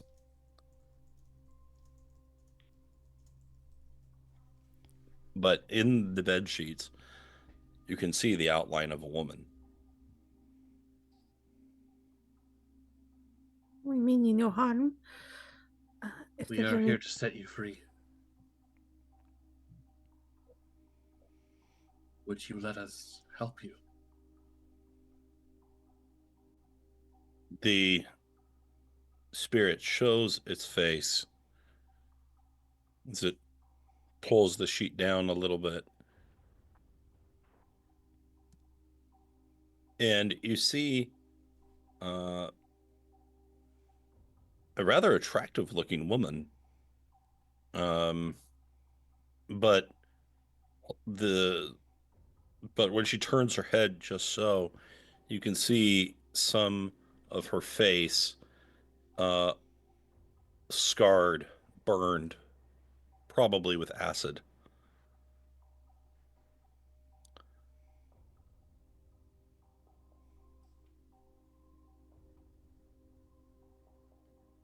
What? Do you know who I am? And I am kept here?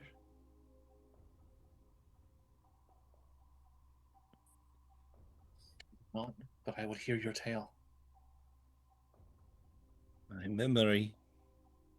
I remember so very little. I cannot recall. But he comes sometimes, and he visits me. He calls me his pet. But he keeps me in this room. I cannot go out. I cannot wander the halls. I am bound to this bed.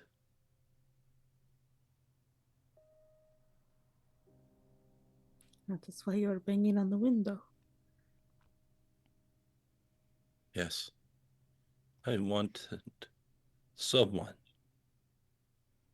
to let me out. There was a place I had to go, but I cannot remember it. But someone must be worried, I think.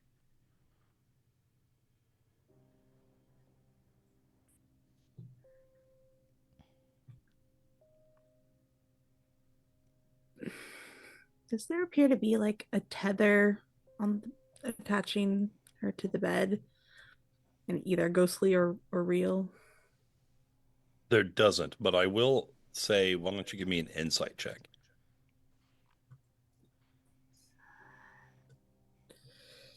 Okay. Don't forget you're under forever guidance. Oh, 18, that's right. Oh my gosh. Forbidden knowledge. D40. Oh yeah, 22. I'm going to go into your character sheet and just add that as a perma check thing. But it might only last while we're in Mordent. I don't know. So you feel drawn to look more carefully at her as you look down her long, slender neck to her shoulders and collar bones, and you can see as she lowers the sheet that she is dressed in sleepwear, meant to be both elegant and arousing. The make of it, based on its look, would seem to suggest that it would have been not available to the common person.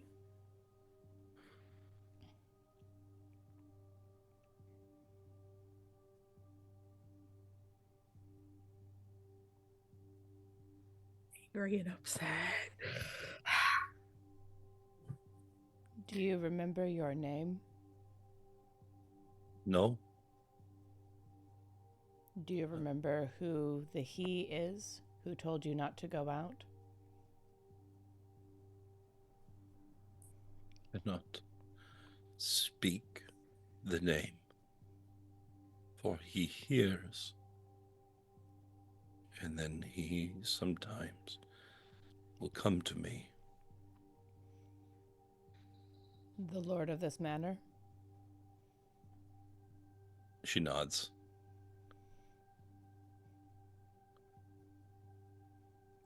Was it he who marked you? I say, sort of touching my own cheek where her burn marks are. I do not recall, but he says that I did it to myself in a fit of, what did he call it? Hysteria.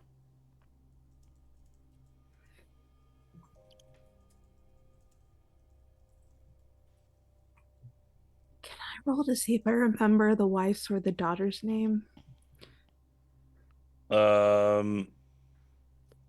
I will say, if you remember, then yes. I feel like one of them is named Elaine, but I don't remember. Elaine.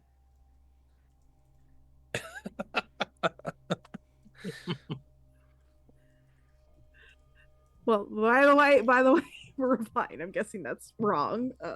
Well, no, I don't remember. Sorry, Then. I was going off of a Seinfeld reference. Oh, well. Oh, sorry. You have to just assume that we don't know the television references. I mean, I do know some, but not older ones. Sorry. I'm not an old like you, I didn't Adam. say that. I said older. You are so it's old. Ancient. Dust in the road. You watched Seinfeld? Oh my goodness. I could feel my bones withering. Look, I just had a birthday, so I'm feeling the weight of it all. I think I am the youngest one here. If it makes you feel better. Yeah, Is that the world's smallest violin there? Yeah, I think you and Dane are about the same age. I think Dane's older than you, actually. Oh yeah. Dane's the old in this group. I'm 41, coming up on 42. You're older than that? Just about the same, actually. It's about the same. There you go. I'm 2 months out. Yeah, we're within. Okay, you're a little bit older than Yeah. just a little bit. Yeah, we're within 3 to 5 years of each other, so we're all within the same generation. Except for Tania. Who's I mean, baby. 35's not that far away, but I just turned 38. So. we weren't in the same media group. I guess not. I don't remember the 80s.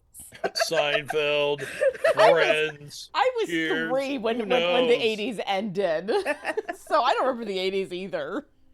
Yeah, I but was not in the 80s. 4 months away from the end of the 80s. All right. Anyway, okay. But I rolled well on my insight into this lady, but I didn't remember the names of the dog. So, Were you related to the lord of this manor? I hope not. For he does not treat me as one would a relative. Is he the one who mistreats you? He is the only one I ever see. Until you.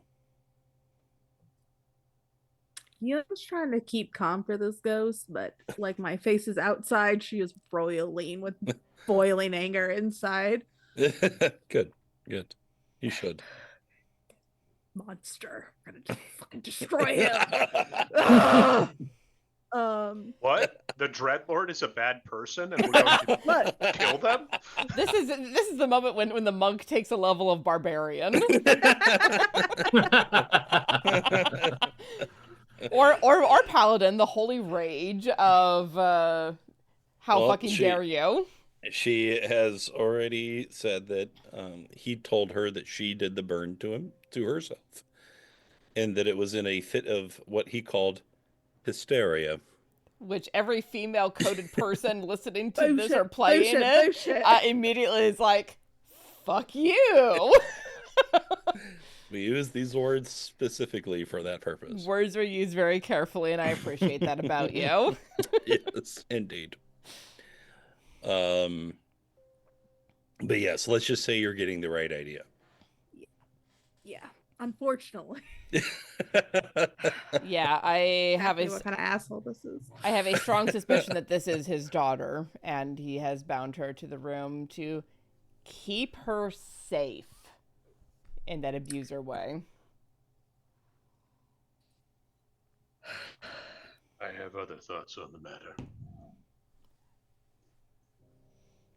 As do I, given her clothing, but could be even worse than what. Okay. All right. Fucked up version is that you're all right. I don't like all of us being right. I That's didn't horrible. check things on my lines and veils document. Maybe I should have. Okay.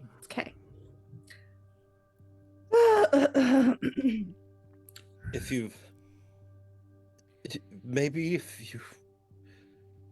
can find something that was mine, maybe I can remember something.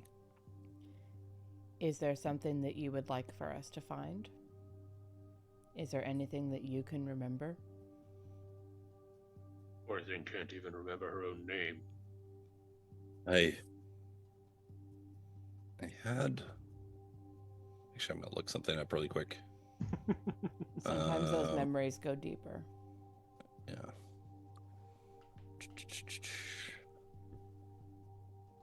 There we go. Oh no, not that one. Actually, really hot right now. Literally hot with rage. Amazing. Just Tania, getting all the emotions out of me tonight. Tania, you are one of my favorite players because you have just like a strong visceral reaction to anything that happens. Too empathetic. There was a gem that I possessed. It was worth a tidy sum.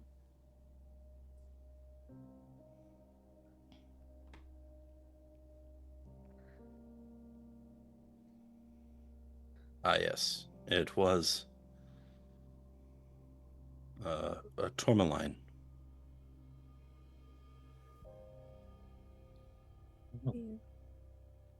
But he took it from me. He said that I had given it to him. Do you believe that you gave it to him? I protested, but he assured me that I had, and that my condition caused me to forget.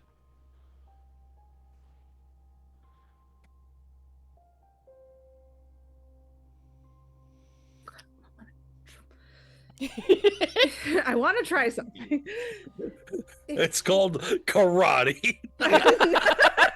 Karate called- chop it's goes right out of called- existence. It's called anti-gaslighting. Whatever that spell is, we want that one. So, I don't know if this is going to work, but Yi-Ling's going to reach up to her necklace of prayer beads and pull off the moonstone. We will look for your gem. In the meantime, I hope this will give you some comfort. And she'll try to see if she can give it to the woman. And cast greater restoration with it. Ooh. Interesting. See if she can try to restore maybe some of the memories. I don't know if I can even touch this person, this ghost, but That's I so interesting. would really though. like to try. Okay, no, I like that idea. And you do so, and she goes looking through it. Moonstone. Maggie. My name is Maggie. Maggie, it is so good to meet you. How do you do?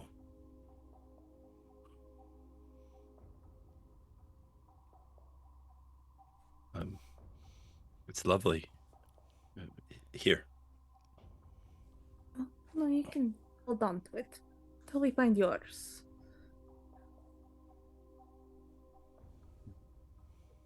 Thank you. There's no trouble at all, Maggie. We'll do our best to free you from this place. I think I would like that.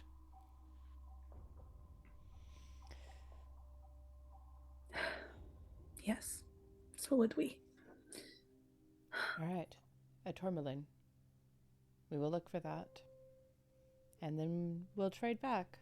You can return the moonstone when we return your tourmaline. She smiles and nods. She changes her body language slightly, taking on the air of someone well-born. Yeah.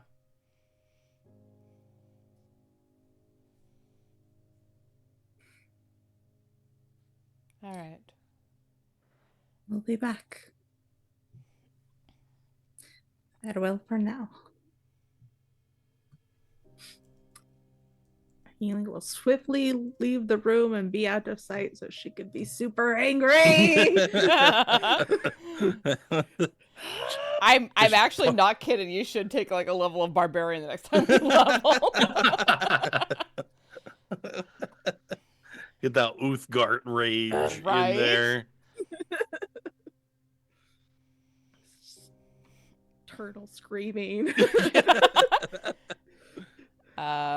Feminism posh. I mean, I have a playlist on YouTube of music that's called Divine Feminine Rage. Is it mostly Pat Benatar? I'd have to look again. But I don't need. I'll share it with you if you want. Alondra put it Sure. together. Alondra put it together and then I stole it because yes. I'm gonna wait for Drausken to catch up before I push the door to the east open. Mostly because I don't want Grandpa snarling at me. Drausken, in addition to the earlier perception check whereupon I robbed you, you Theft, robbery, sir. well, you were probably looking around a little bit more during the conversation as you noticed that there was a loose floorboard. Felix had said that there were secret things stashed around the mansion, and you noticed that. Okay. I'm going to point that out to the rest of the group before we head on out. We probably should have a look. It would behoove us to be thorough. Tried to leave it up with the glaive, so in case it's trapped or something. Get a little bit of reach on that. Just in case. Yeah, which floorboard is it? I mean, doesn't matter. So it's in Maggie's room, Mm-hmm. and you undo the floorboard, and you see a small brown case, a bag with a clasp.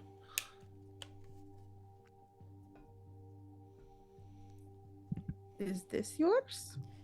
Ooh. Oh. Oh, look at that. Stash of herbs. Contains a series of carefully wrapped herbs along with some glass vials, candles, teacups, and little spoons. It's a bag of rituals. Right. I would like to have a look at this with my herbalism kit proficiency and see what kind of rituals it was set up to do. That's not the word that I want, but I'm tired. Go ahead and give me that tool proficiency plus wisdom. Plus wisdom, Is the thank bag embroidered with RVR or anything? you. 14. I would like to use my inspiration that I have on my sheet for that. Okay. Because this feels interesting. All right. Then, even worse. I was gonna give you the 14 anyway, but you just kind of jumped ahead of me. So it's fine. The general rule on Q&C is if the GM 15. doesn't tell you that it doesn't work, you can use an inspiration or a bit. Okay, you see two small colorful vials, 3 additional vials containing a different herb. The herbs that you see are silk root, Mordent, and Allandeluth. And as you look at all of the things together, you realize this is not part of a ritual per se.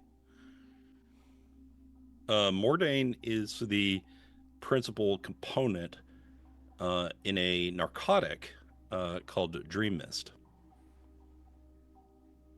silk root is its own narcotic and its own name, and Alanduth is a pain reliever that is easily abusable and highly addictive. The little tea set is meant to allow one to boil the Mordant in a tea and then inhale the fumes.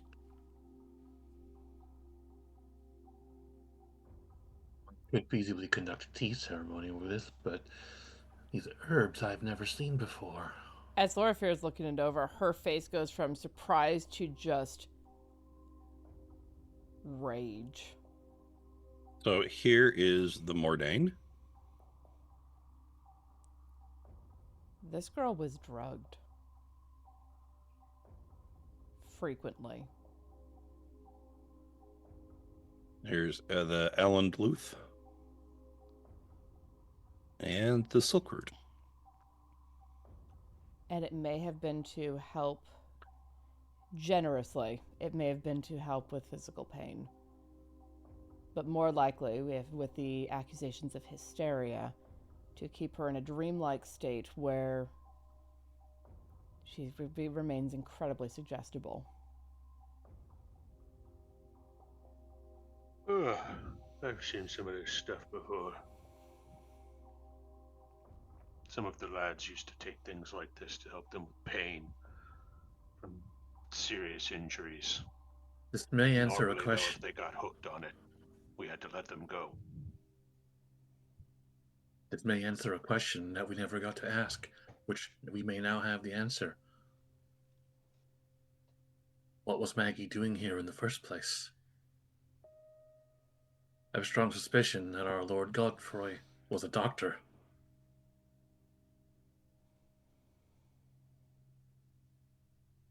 Or had help from one. I need to find a table to flip. Opens door.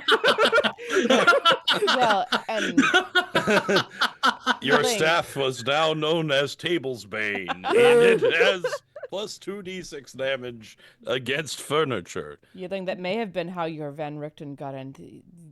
Felix said that he was an herbalist. These are the Think he kinds was of things helping that this monster. I don't. Not necessarily, but that may have been his in to get in and find out more. To provide that kind of specialized herbalism knowledge. Right. And maybe he didn't realize. It is entirely possible that he did not realize the abuse that these drugs were facilitating.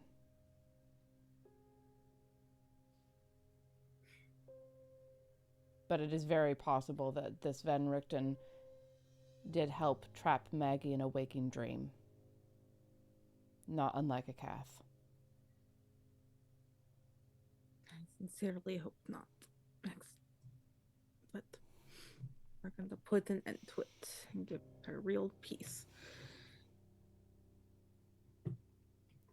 Anyway. Take a breath. Your rage is helpful, but you must control it. It must be directed. Fine.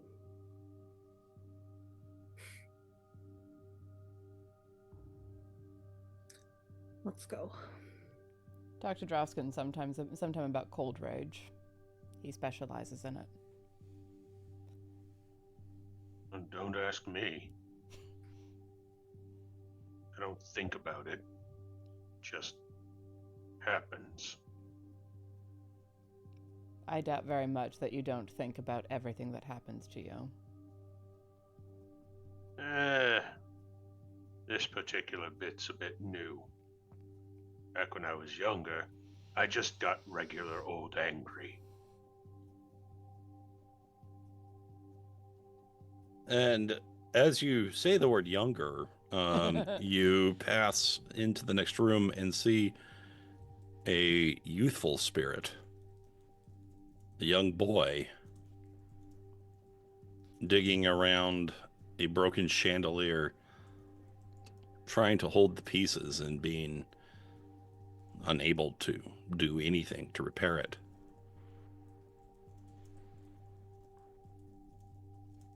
Boy familiar? No. Okay. I'm just gonna ask that every time I come across the Amaluricus. Just so you know.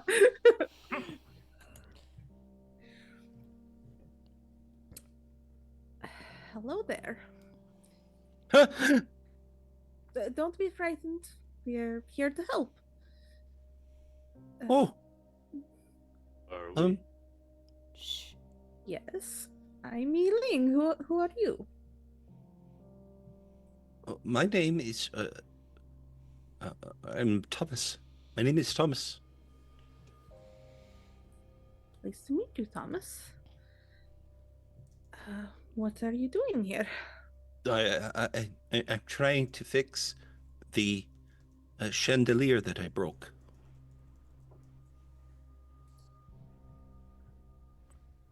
Oh.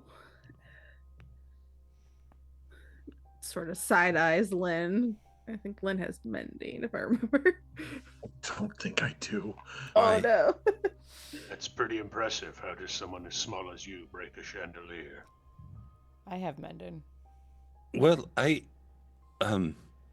was reading a book on adventures, and I read about this part where the hero used his sword, and he was fighting lots of enemies, lots of bad guys, and he slashed at the rope holding the chandelier, and it crashed on everybody. And I was pretending, and I didn't mean to, actually cut it, but I sort of accidentally slashed the rope 8 times.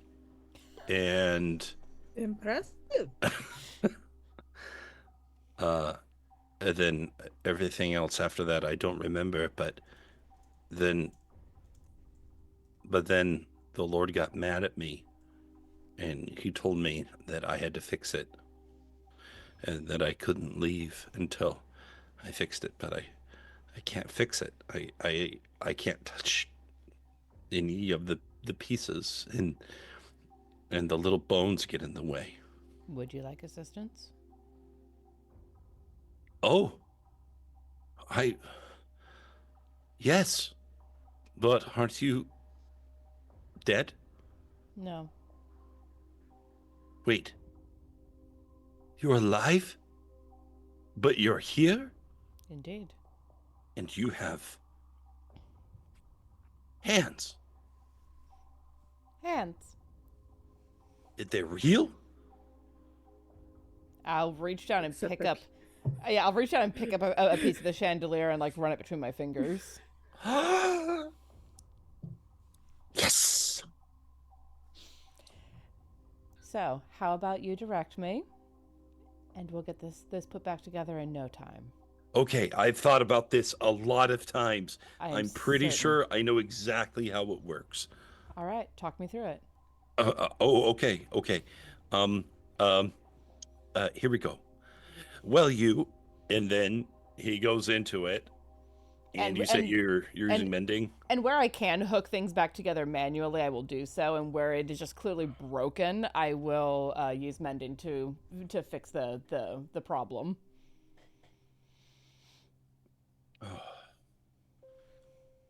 Wow, that looks as good as new.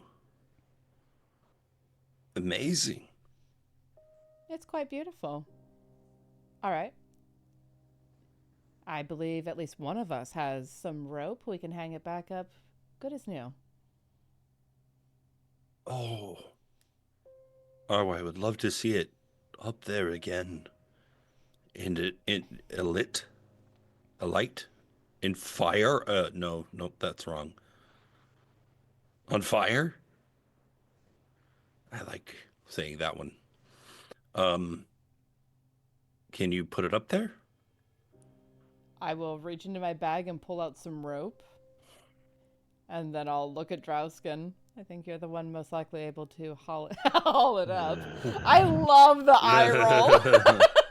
Does it need to be like put through a pulley or some sort of pulley Probably. system And I first? have not sent Grim away, so Grim's just been hanging out on my shoulder. Just send up to like feed the rope through the pulley. Hey, mister. Aren't Yes. you like a monster?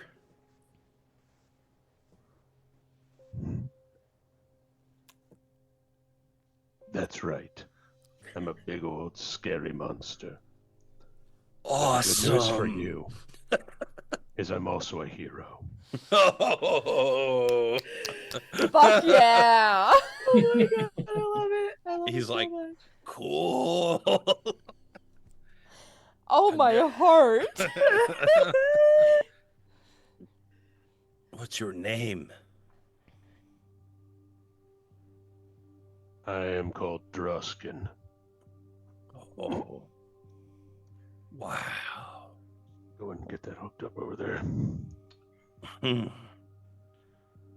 He like starts like mimicking what you do, Oh, baby. like pretending to do it. He's like, Use your mentor skill on him. every now and then you're like a little bit like achy. He pretends to do that too. You got a little baby. This reminds me, we used to have a little orange kid that would follow around our dog and like act just like. Of course, he's an orange kitten.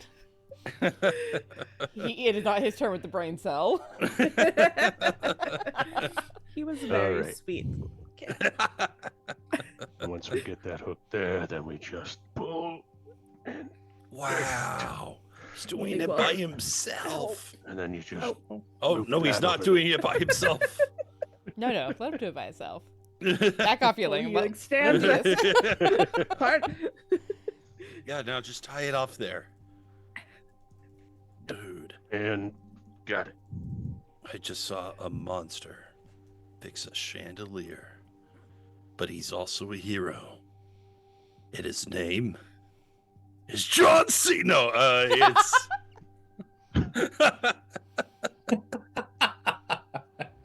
And his name is Drausken, the monster hero.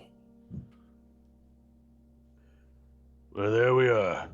One fixed chandelier hung back up. Oh, thank you.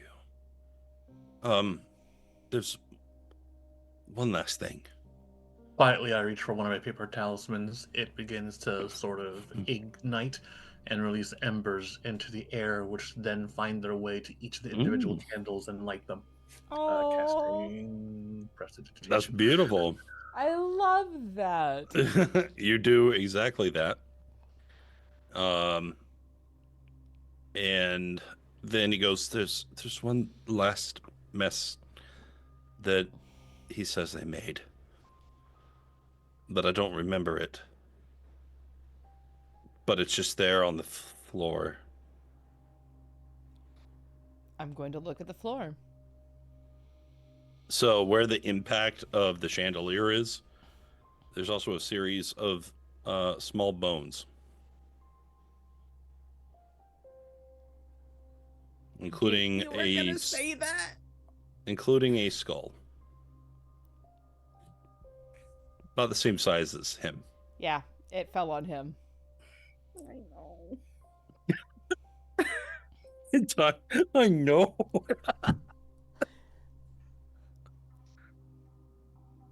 Reach down, like, actually crouch down and pick up the skull and look into the eye sockets. Yes, we all whisper to last poor Yorick. Child of infinite jest. I knew him. I knew him, Horatio. Anyway, and I'll look at Yi-Ling. Is there anything that you have learned from your mother to set this to rest? I have some rituals that I can do, but you are closer tied to Mordent. And Yi-Ling, your head is now swimming with all kinds of rituals from different cultures. Someone make a meme out of that expression that she just did. Overlay it with the math symbols. That was so good. Yeah, Great, I'll clip it you've later come if up I with remember. no fewer than 37 different rituals for burying the dead and laying them to rest. I'll pick the one that's closest to something her mother would have done. Okay. Oh boy, do I need to come up with something? It's not my forte.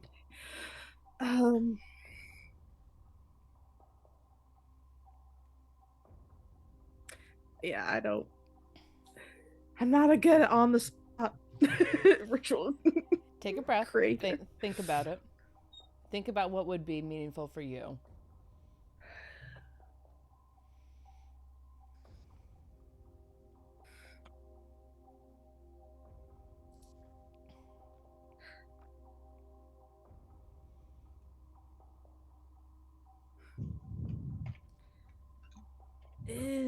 What else is in this room?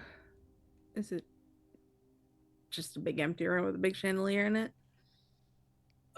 Yeah, actually, there's a rug, I guess, but In- yeah, this seems to be more of like a place to receive visitors before either sending them off to their quarters or to a dining room, perhaps, or somewhere. In the pile of remains with the bones, is there a book? No, there is not a book.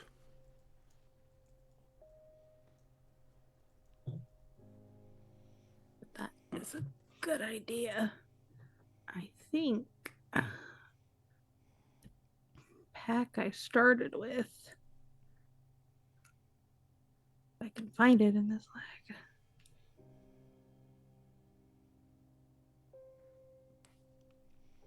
Feel like yes, I had a scholar's pack. It should have a notebook in it or something of the sort.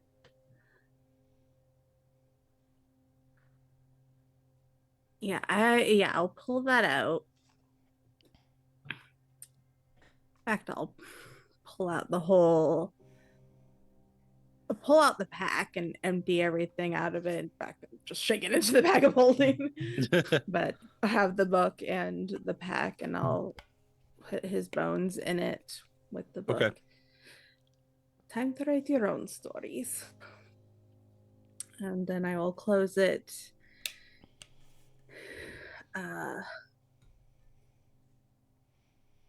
Yeah, there was not a book among the rubble.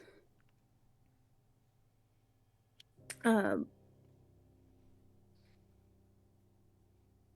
think she would draw some sort of circle of protection, place the bag with the bones in the center, and then chant,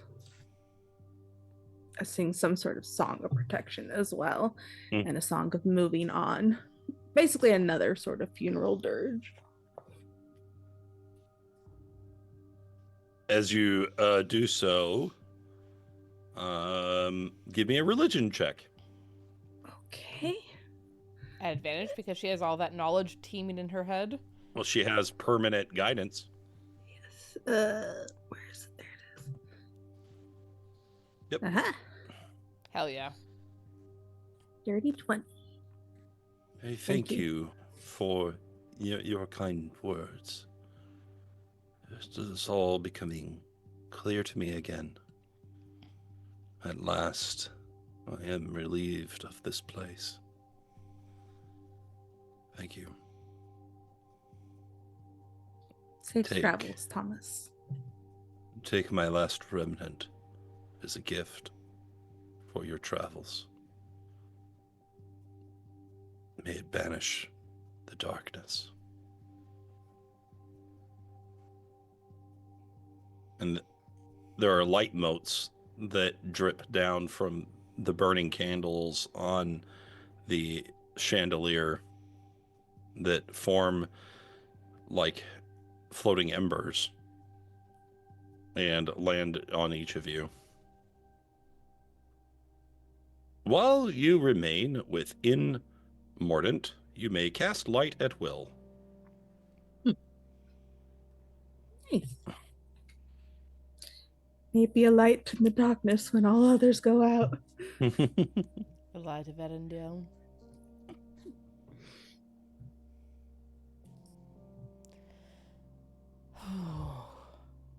God, the feels in this session. What the shit? I had to turn my fan on because I'm so hot now. I was cold earlier. I had to put socks on, and now I'm too hot. And I mean, I know that you've been crying, Tanya, but I've been getting teary now and again.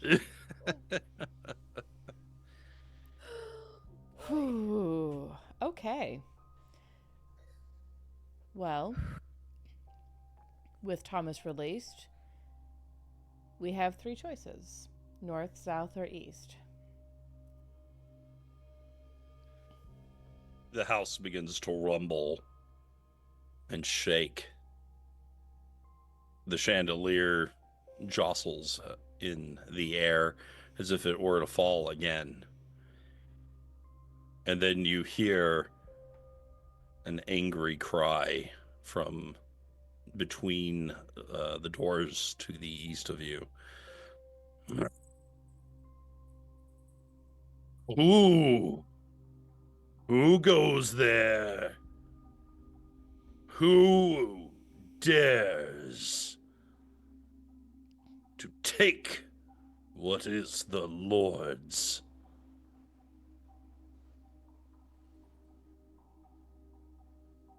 So And then the perhaps- shaking stops. So perhaps not east. I was thinking north anyway.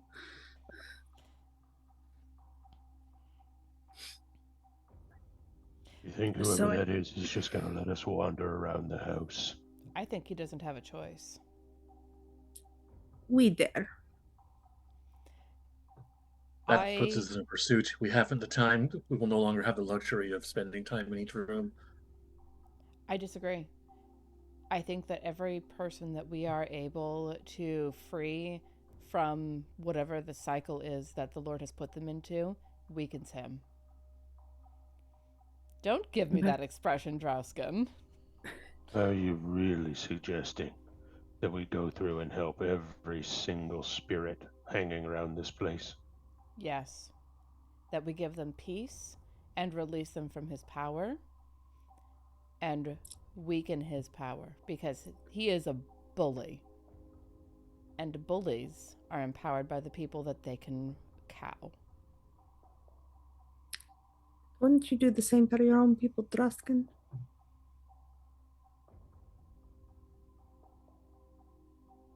Don't presume to understand what I would do for my people. I think I have an inkling. I think you have none.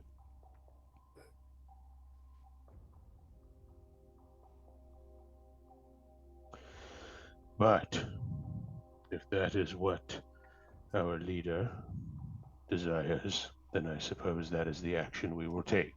I believe that this is what this realm requires. If we are able to weaken him before we reach the Lord of the Manor, we may die less easily, let's say. Perhaps, or perhaps we're just giving him time to prepare himself. I don't think so. This is someone who is accustomed to having his every whim obeyed at the snap of his fingers. We are taking people away from him. We are cutting down his ego. We are cutting down his vanity. And those are his deadly sins. According to And we're Felix, feeding his rage. Good. Let him be angry. The angrier he is, the less he's thinking. they're all furious when we come for them. We will meet his rage with our own. This is not something that can be solved with blades. This is something that can be solved with the heart. Every one of these spirits is a person who was tied into this against their will. According to Felix, the dead here are bound to his curse. Twice now we have already broken it. And perhaps we can break it many more times. Well, Weaken it, perhaps. I know this is not your preferred battlefield, Drausken. But would you not rather walk onto your chosen battlefield with a greater advantage? Of course. This is the way. Here. By the rules So of you this say. land. It is the best that I've come up with, and until I find evidence otherwise, this is the path that I will take.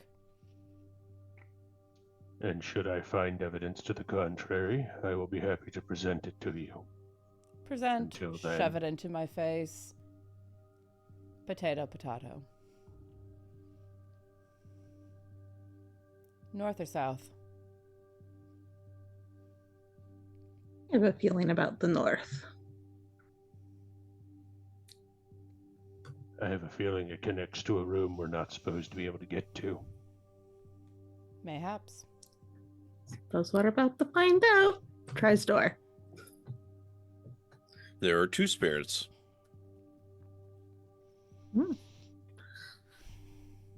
Hello, don't mean to intrude. May we enter? Let's see. Don't mean to go in yet.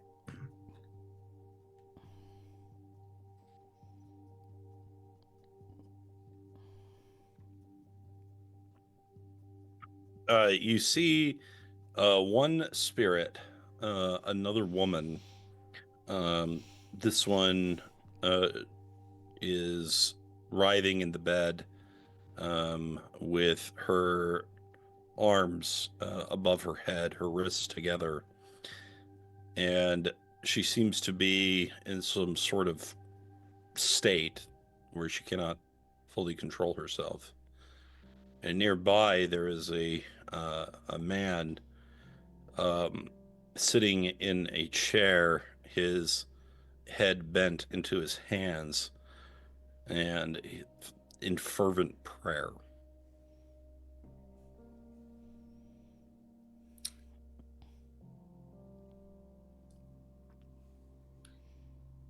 I think this might take some healing abilities, looking between Lynn and Loraphyra. Well, let us see what we can do. And Loraphyra will pull out her herbalism kit.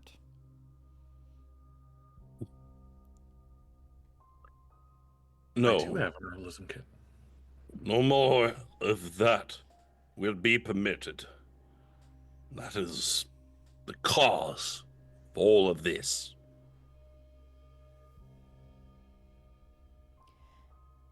What do you mean? Can you tell us who you are and who she is and what is wrong? We may be able to help. My name is Father Elias. I am a priest, and this one is an unfortunate young lady. One who is enraptured continuously in her final moments. A priest of what? Or whom? The Lady of the Mists. Ezra. Indeed.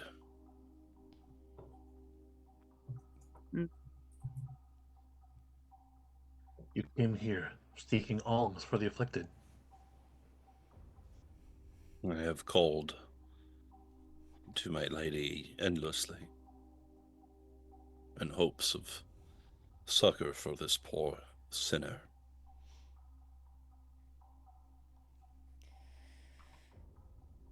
Well, my name is Loraphyra, and I serve the Raven Queen. And I will pull my holy symbol out and let it rest visibly. Will you allow me to offer such assistance as my lady may be able to bring? Pray, of what doth she rave?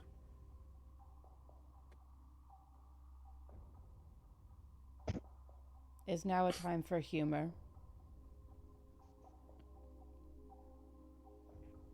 No, of course not. with this poor soul in agony. Do you seek to end her suffering? The preference would be to find a way to ease the suffering. But if there is nothing else that can be done to ease her path forward. I have already attempted this. And has your lady answered? I have been able to use the spells that she allots me. But death cannot come to this one. At least not permanently. She is bound in the curse of the rest of this land. Dying, but never dead. However, in the many times that I have attempted to treat her, I have come to the realization that the one keeping her in this position is herself. It is no wrongdoing of her, but it is the way to counteract the affliction. She is in a constant state of denial. You were averse to our medicines. Did the lord of this manor provide you any aid of sort?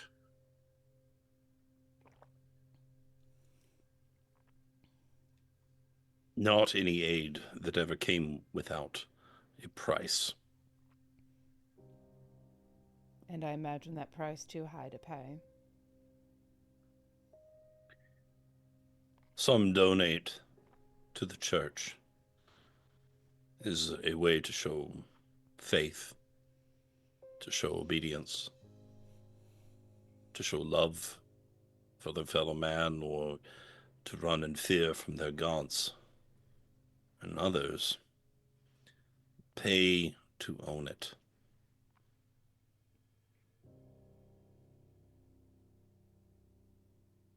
Which is she?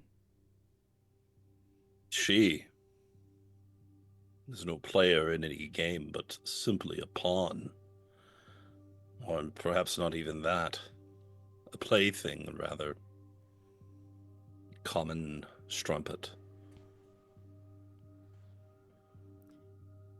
What is her name? Her name is Celeste.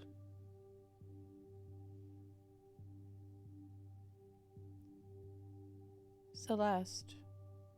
Can you hear me?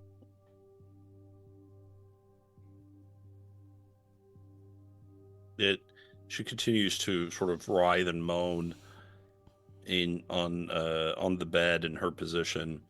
Again, she seems bound by cords that you can't see.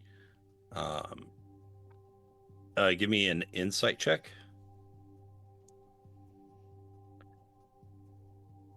$18.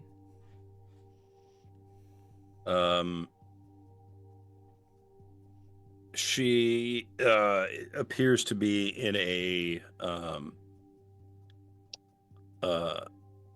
drug-induced euphoria. You said the drugs were to blame for her condition. Were you offered medicine? Did the medicine betray you? I dare say that this medicine was taken willingly.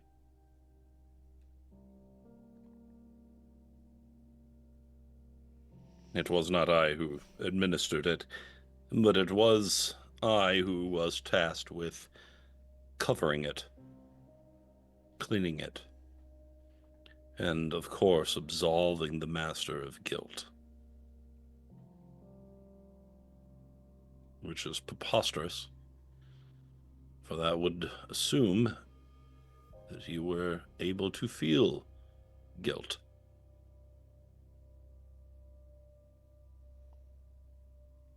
Trepidation is understandable.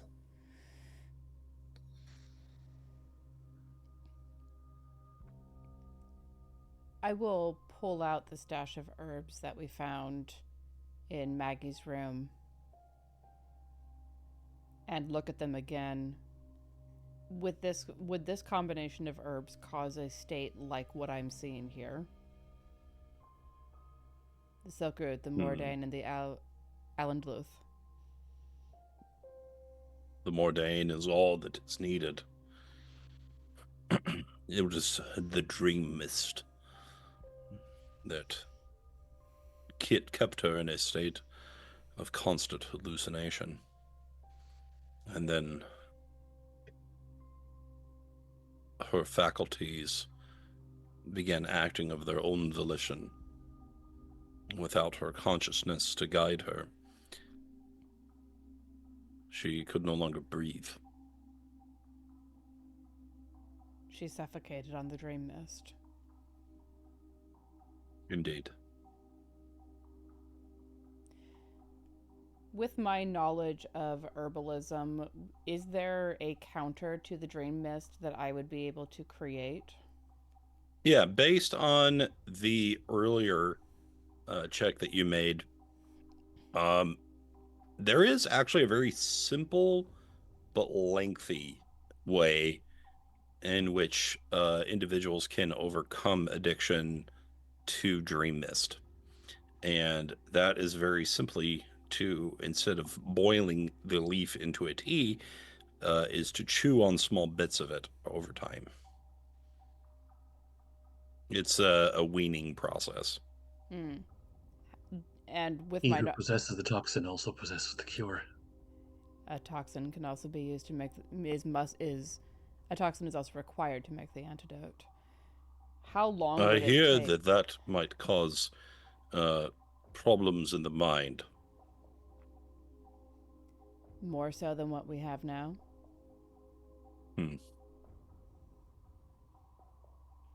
Sometimes the cure is almost as bad as the disease, but it may be worth the risk.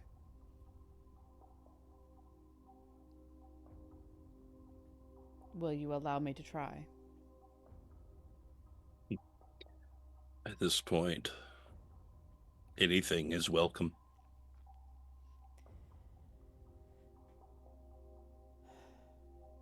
So I will take small pieces of the leaf and see if I can, understanding that I am a physical person with a physical leaf, trying to feed it to a spirit.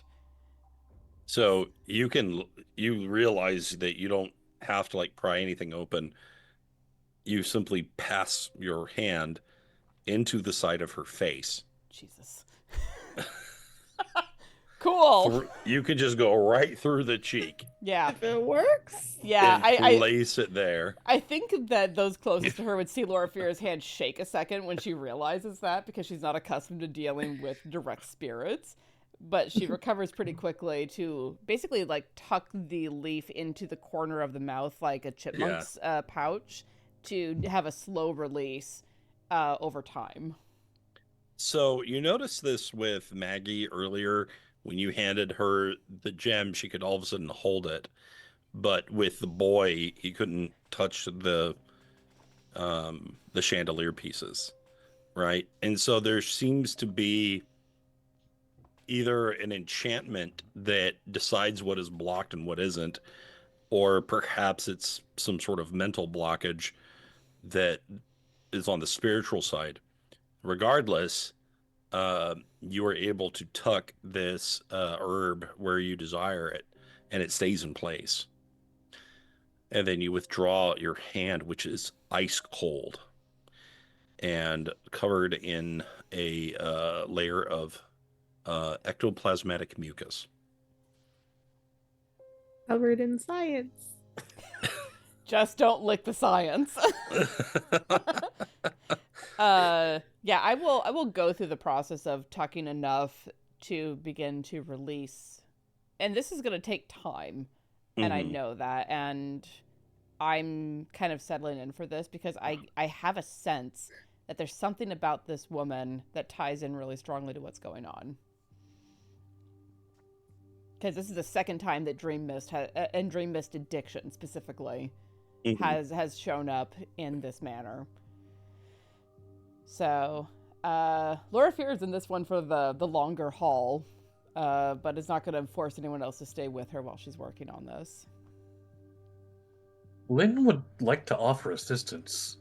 Please, you're the druid. Yes. How would you like to assist?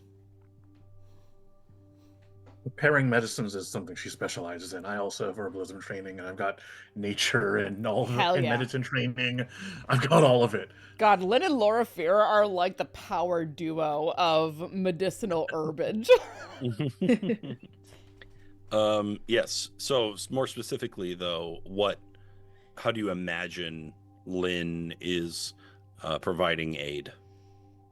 Are you able to turn up the potency of the herb? We only know its known effects when boiled and consumed raw. We don't actually know what it might provide as a scent. So, I'll actually provide to Ooh. you the hidden text on the GM that was on the GM part of the handout, hell yeah. and that way you can come to your own conclusions. Give me the lore. Let's see. The lore. When Mordent was steeped in boiling water, it produced a tea that released the dream mist vapor. This vapor was considered highly addictive and deadly if taken incorrectly. When dream mist was inhaled, it entranced the user with visions of profound beauty for a matter of minutes. During this time, the imbiber could not readily function as they were so distracted by the poignant and bewitching sights. Oh. Okay. Okay, so scent is not working. It's the tea. It's the tea. As The act of boiling, not consuming it. As the effect wore off, the user's normal life seemed so boring and mundane that they often felt compelled to find a second dose. If this occurred within an hour of the first, it often proved to be fatal. Regular users often disposed of the tea immediately after their first inhalation so as not to be tempted for a quick second fix. So my question for Lynn then, and I fully admit I'm fully pulling on my Tamara Pierce ideas, but is there a way that you can make the leaves as if they were just plucked off of the plant and give them that potence of like all of the life nectar flowing through them at this second? Good question. Let me see what Druidcraft can do. Green magic, green magic. Yeah. Anytime I can pull in something that Briar has done in a Tamara Pierce book, I am a happy, happy camper. He's my favorite boy. My Briar first favorite is so boy. good. Briar is so good. So for the most part, it does mention basic sensory effects, but there are things that you can use to, say, make flowers blossom or leaf buds bloom. That's kind of what I'm thinking, is that you're able to use Druidcraft to make it as if it were just pulled off the plant. Yeah, So- Lynn has been using Druidcraft to just spawn flowers for people everywhere she goes. So yeah, since you have the plant in your possession, you're able to Druidcraft essentially duplicate from it, but a younger version, as if you were growing a child. And you are able to remove it thence, and you now have fresh Mordane. I could imagine there might be a dearth of fresh herbs in here, this place. I imagine everything here is at least a little musty. I was observing the rose gardens outside. Not even the flowers are given the dignity to wither. Oh. So, between the two of us, are we able to use this Mordane to guide her through the addiction detox process a little bit faster, a little bit safer? Safer, yes. Faster, yes. Love Not that. at the same time. Fast, cheap, or right? You pick two. That's right. Yeah, that's right. Ricardo's law Yeah. of comparative advantage. So we could do fast. We could do faster, and we also have the option of introducing trace amounts of the Allenbluth. Fair point. Not enough to induce its addiction or comatose state, just enough for its pain relieving effect. That's a good point. I think that, conspiring with Lynn on this one, I think we would work on faster using the Ellen Bluth to alleviate some of the pain. Interesting. Because Okay. between the two of us, we have incredible herbal knowledge, and we would be able to appropriately measure it to her size and weight. On their own, none of these plants are cruel. Medicine is not malicious. It is medicine is a tool. It is entirely dependent on the hand wielding it. Okay. All right. So, Lynn, go ahead and give me some sort of herbalism check at advantage from Loraphyra, or you guys can do the reverse.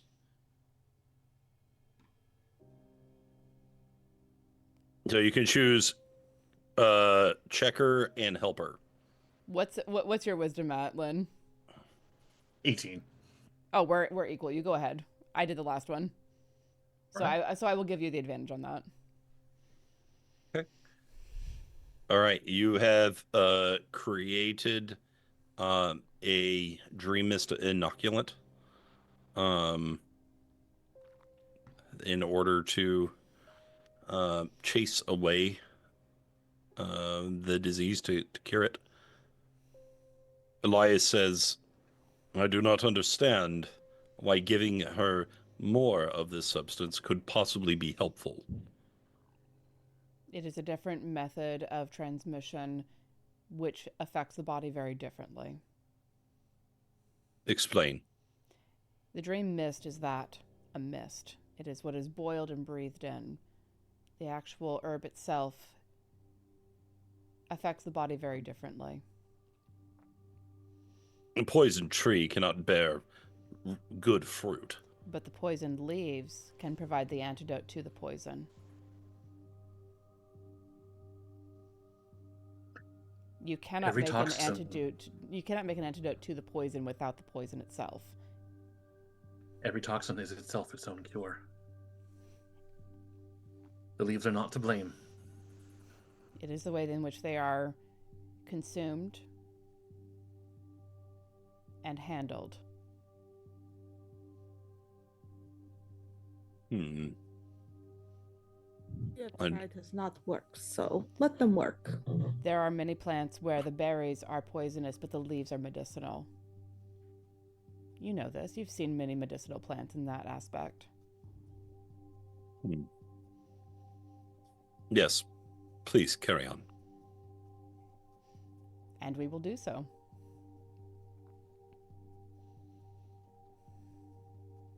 Lynn is finding herself getting very personally invested in this now. She may have mentioned once that her father was a doctor. Hell yeah. And to turn medicine as towards tools of malice is just an affront to the entire craft. All right. So you administer the tincture to the young dead woman, and you can see it traveling throughout her body, and she begins to convulse, and she begins to fight against the restraints that do not hold her. And it is all still in the mind. It is then when you realize that she is fighting the medicine.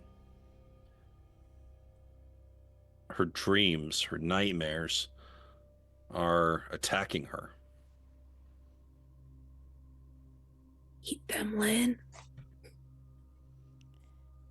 Hey, Lynn, this is your area.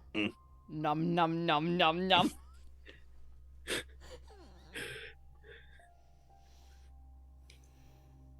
There's something preventing the medicine from taking effect.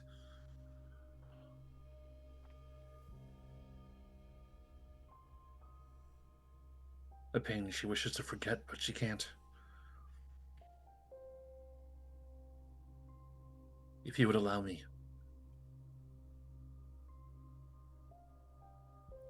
Take over.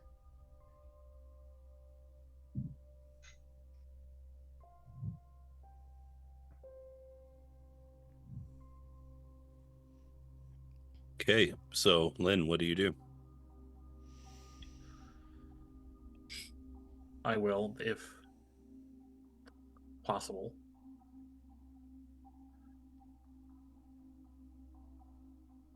a more direct approach this time than I normally do. I will pull back my sleeves and lay my hand gently upon her forehead. She will resist and she will not allow me to do so, but I will try to be calm and keep my hand steady. Close my eyes. I'll begin to breathe inward through my nose, outward through my mouth. Technically, Lynn doesn't need to breathe, but this is to sort of to establish a rhythm, to see if I can set a pace, and to get her to match mine. And with each inhale, try to, through my hand, kind of take in those energies, the nightmares, the pain, the anguish. And I take them unto myself. And you drink them deeply.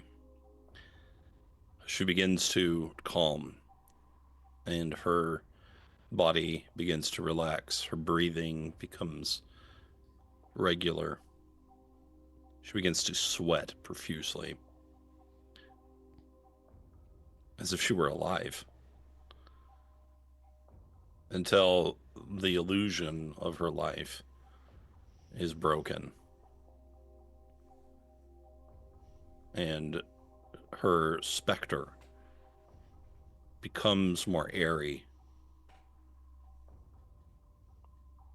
She releases her hands gently from their place, and she begins to rise into the air. And she floats there, looking at you. And Lynn, as the dream passes on, you feel yourself not negatively affected by this. At least not in the way you might have expected. Instead, you feel sated. There has been a long thirst within you, hunger,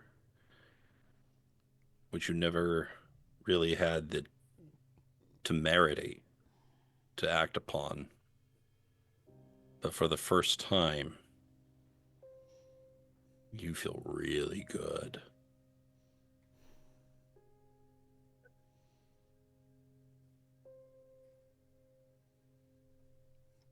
You could get used to eating dreams more often.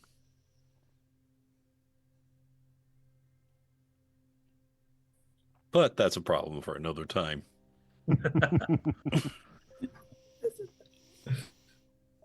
The woman says,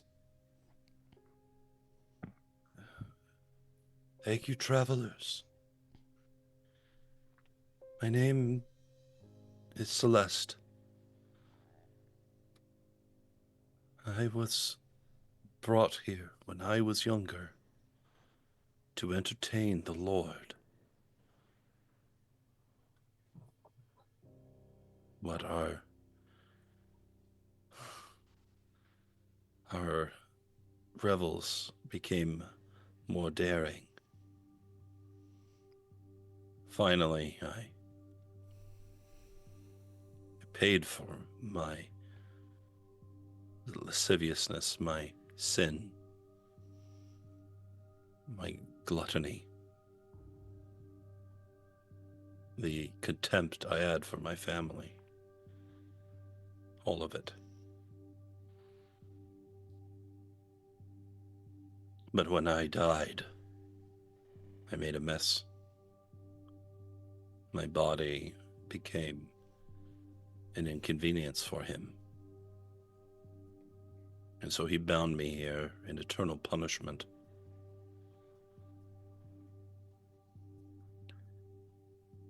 He also kept another woman in another room someone more special to him, a mistress, a noble from another house.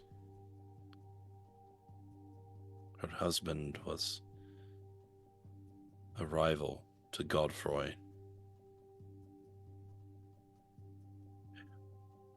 He did not even try to hide it.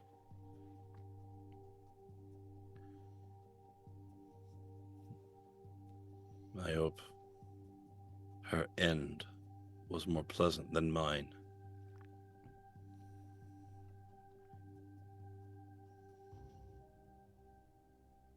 I'm going to go now and see if there is anything left of my life. But before I go,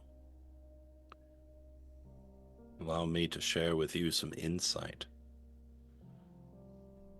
I know Godfrey very, very well, quite intimately. And I know of some of his weaknesses. I hope that you will visit vengeance upon him.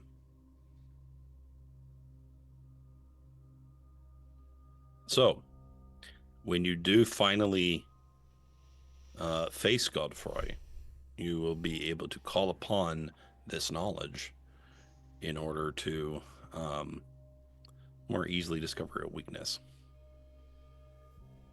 Excellent. Before she disappears, I want to say to her, I understand that you have been told otherwise, but there is no sin that is worthy of eternal punishment.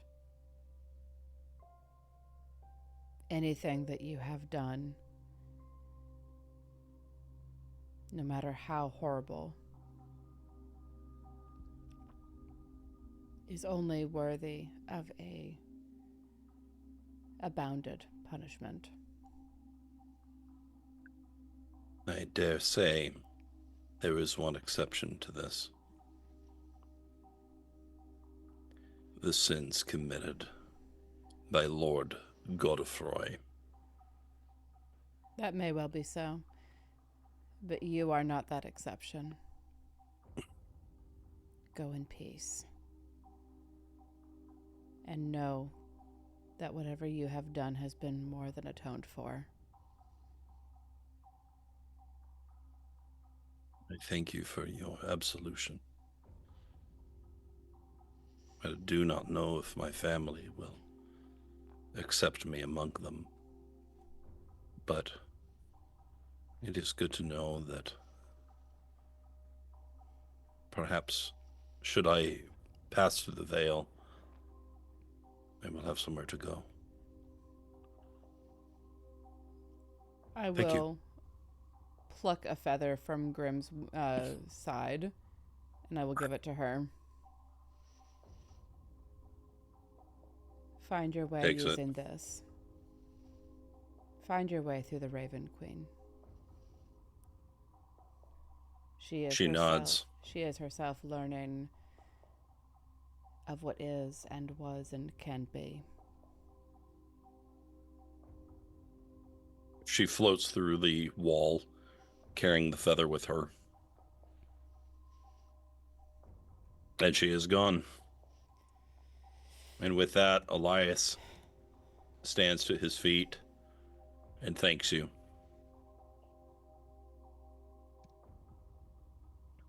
Thank you for keeping watch over her all this time. Truly. For all that Lord Godfrey has taken, it gladdens me that he has not yet taken your spirit, Compassion. your compassion, and your endurance. I feel that I am no longer bound to this place, so I will return to the Church of Ezra. If you need any assistance, I will be there. Thank you. With, I assume, my living contemporary.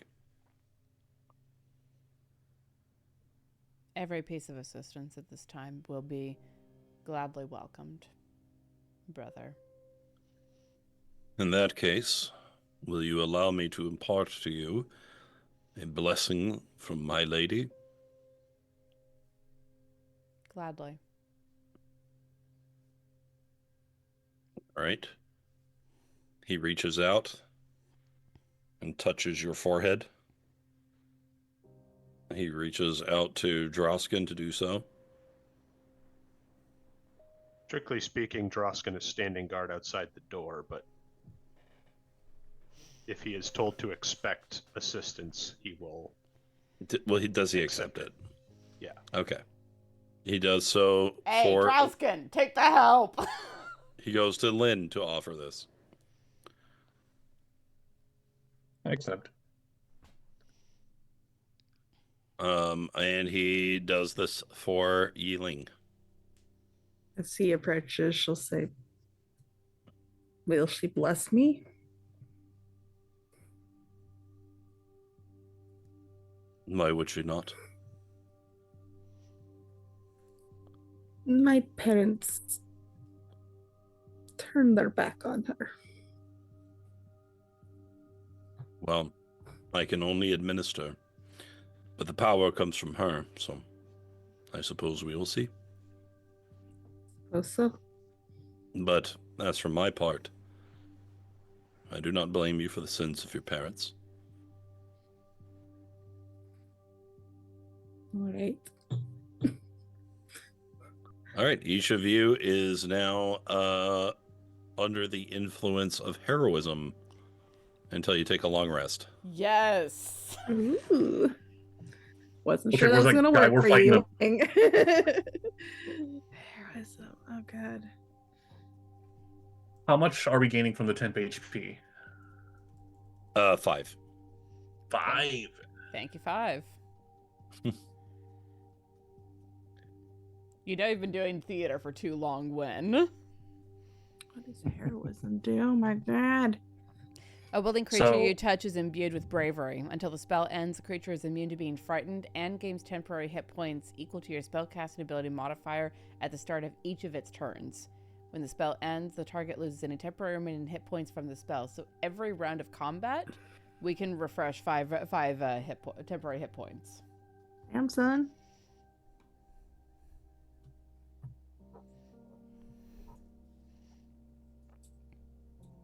Okay. So do we just have 5 right now, then?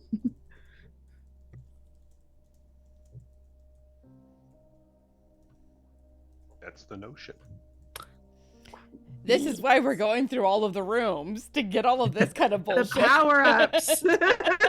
Oh, you don't have to convince me. I You just need to know. convince Drausken. No, I know.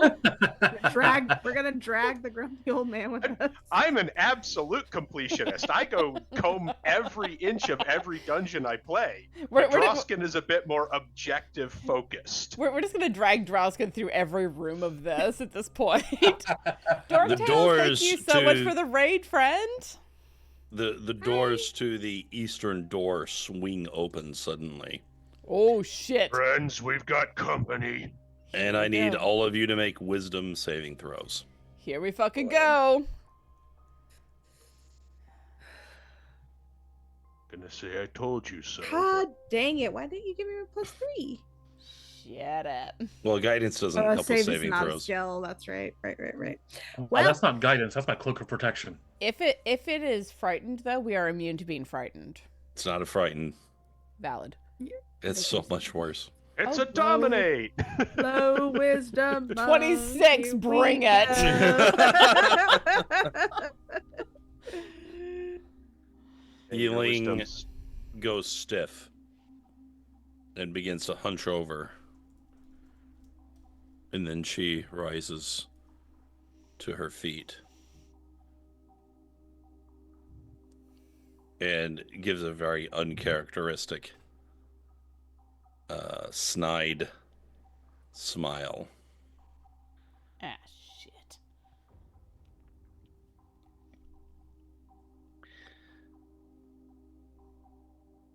All right. Let's talk. And we'll end it there for tonight. Oh boy. Oh boy. All right. Oh boy. I Don't see tell me you. I had him in my own place. Honestly, getting you in your own domain of dread is mwah. Stars I'm and drained. stones. I'm Valid. emotionally drained. Oh, well. Thank you so much, Dork Tales, for the raid. You caught us just as we're about to end out for the night, so apologies for that. But thank you all so much for being here and being part of the story of death. We have a YouTube playlist for all of the things to catch up on everything that we've been doing with this so far, and I'm going to just ramble until I actually find the fucking playlist to share. In the doodly doo. In the doobly, well, it'll be in the doobly doo, but also, I want to share it to our lovely people who are currently here. So, if you want to catch up on the death campaign as it stands, we're on episode 28 right now. There's a lot that has happened up to this point, and we're in Mordent, which is the land of ghosts and terror and horrifying things. But if you want to catch up, that is a playlist to check out for that. Dork Tales, thank you so much for the raid. Everyone else who has been here, thank you so much for being here. We'll be returning with Midnight in the Garden of Chrome and Fog tomorrow for Cities Without Number, which is our cyberpunk game. Follow if you want to get notifications about all of the things that are going on, because there's a lot going on. We're doing D&D tonight, we're doing Cities Without Number tomorrow, and next week we'll be doing some Vampire the Masquerade right before I go off to do a Vampire the Masquerade LARP, because my life is weird. But thank you all so much for being here, and until we meet again, I hope that your journey back through the mushroom circles is as calm and as peaceful as it is possible to be. And until we meet again, stay safe, stay healthy, and we will see you all next time. Stick around. We're probably going to raid out to Jenna's online. Tell her that I say hi. Good night, everyone.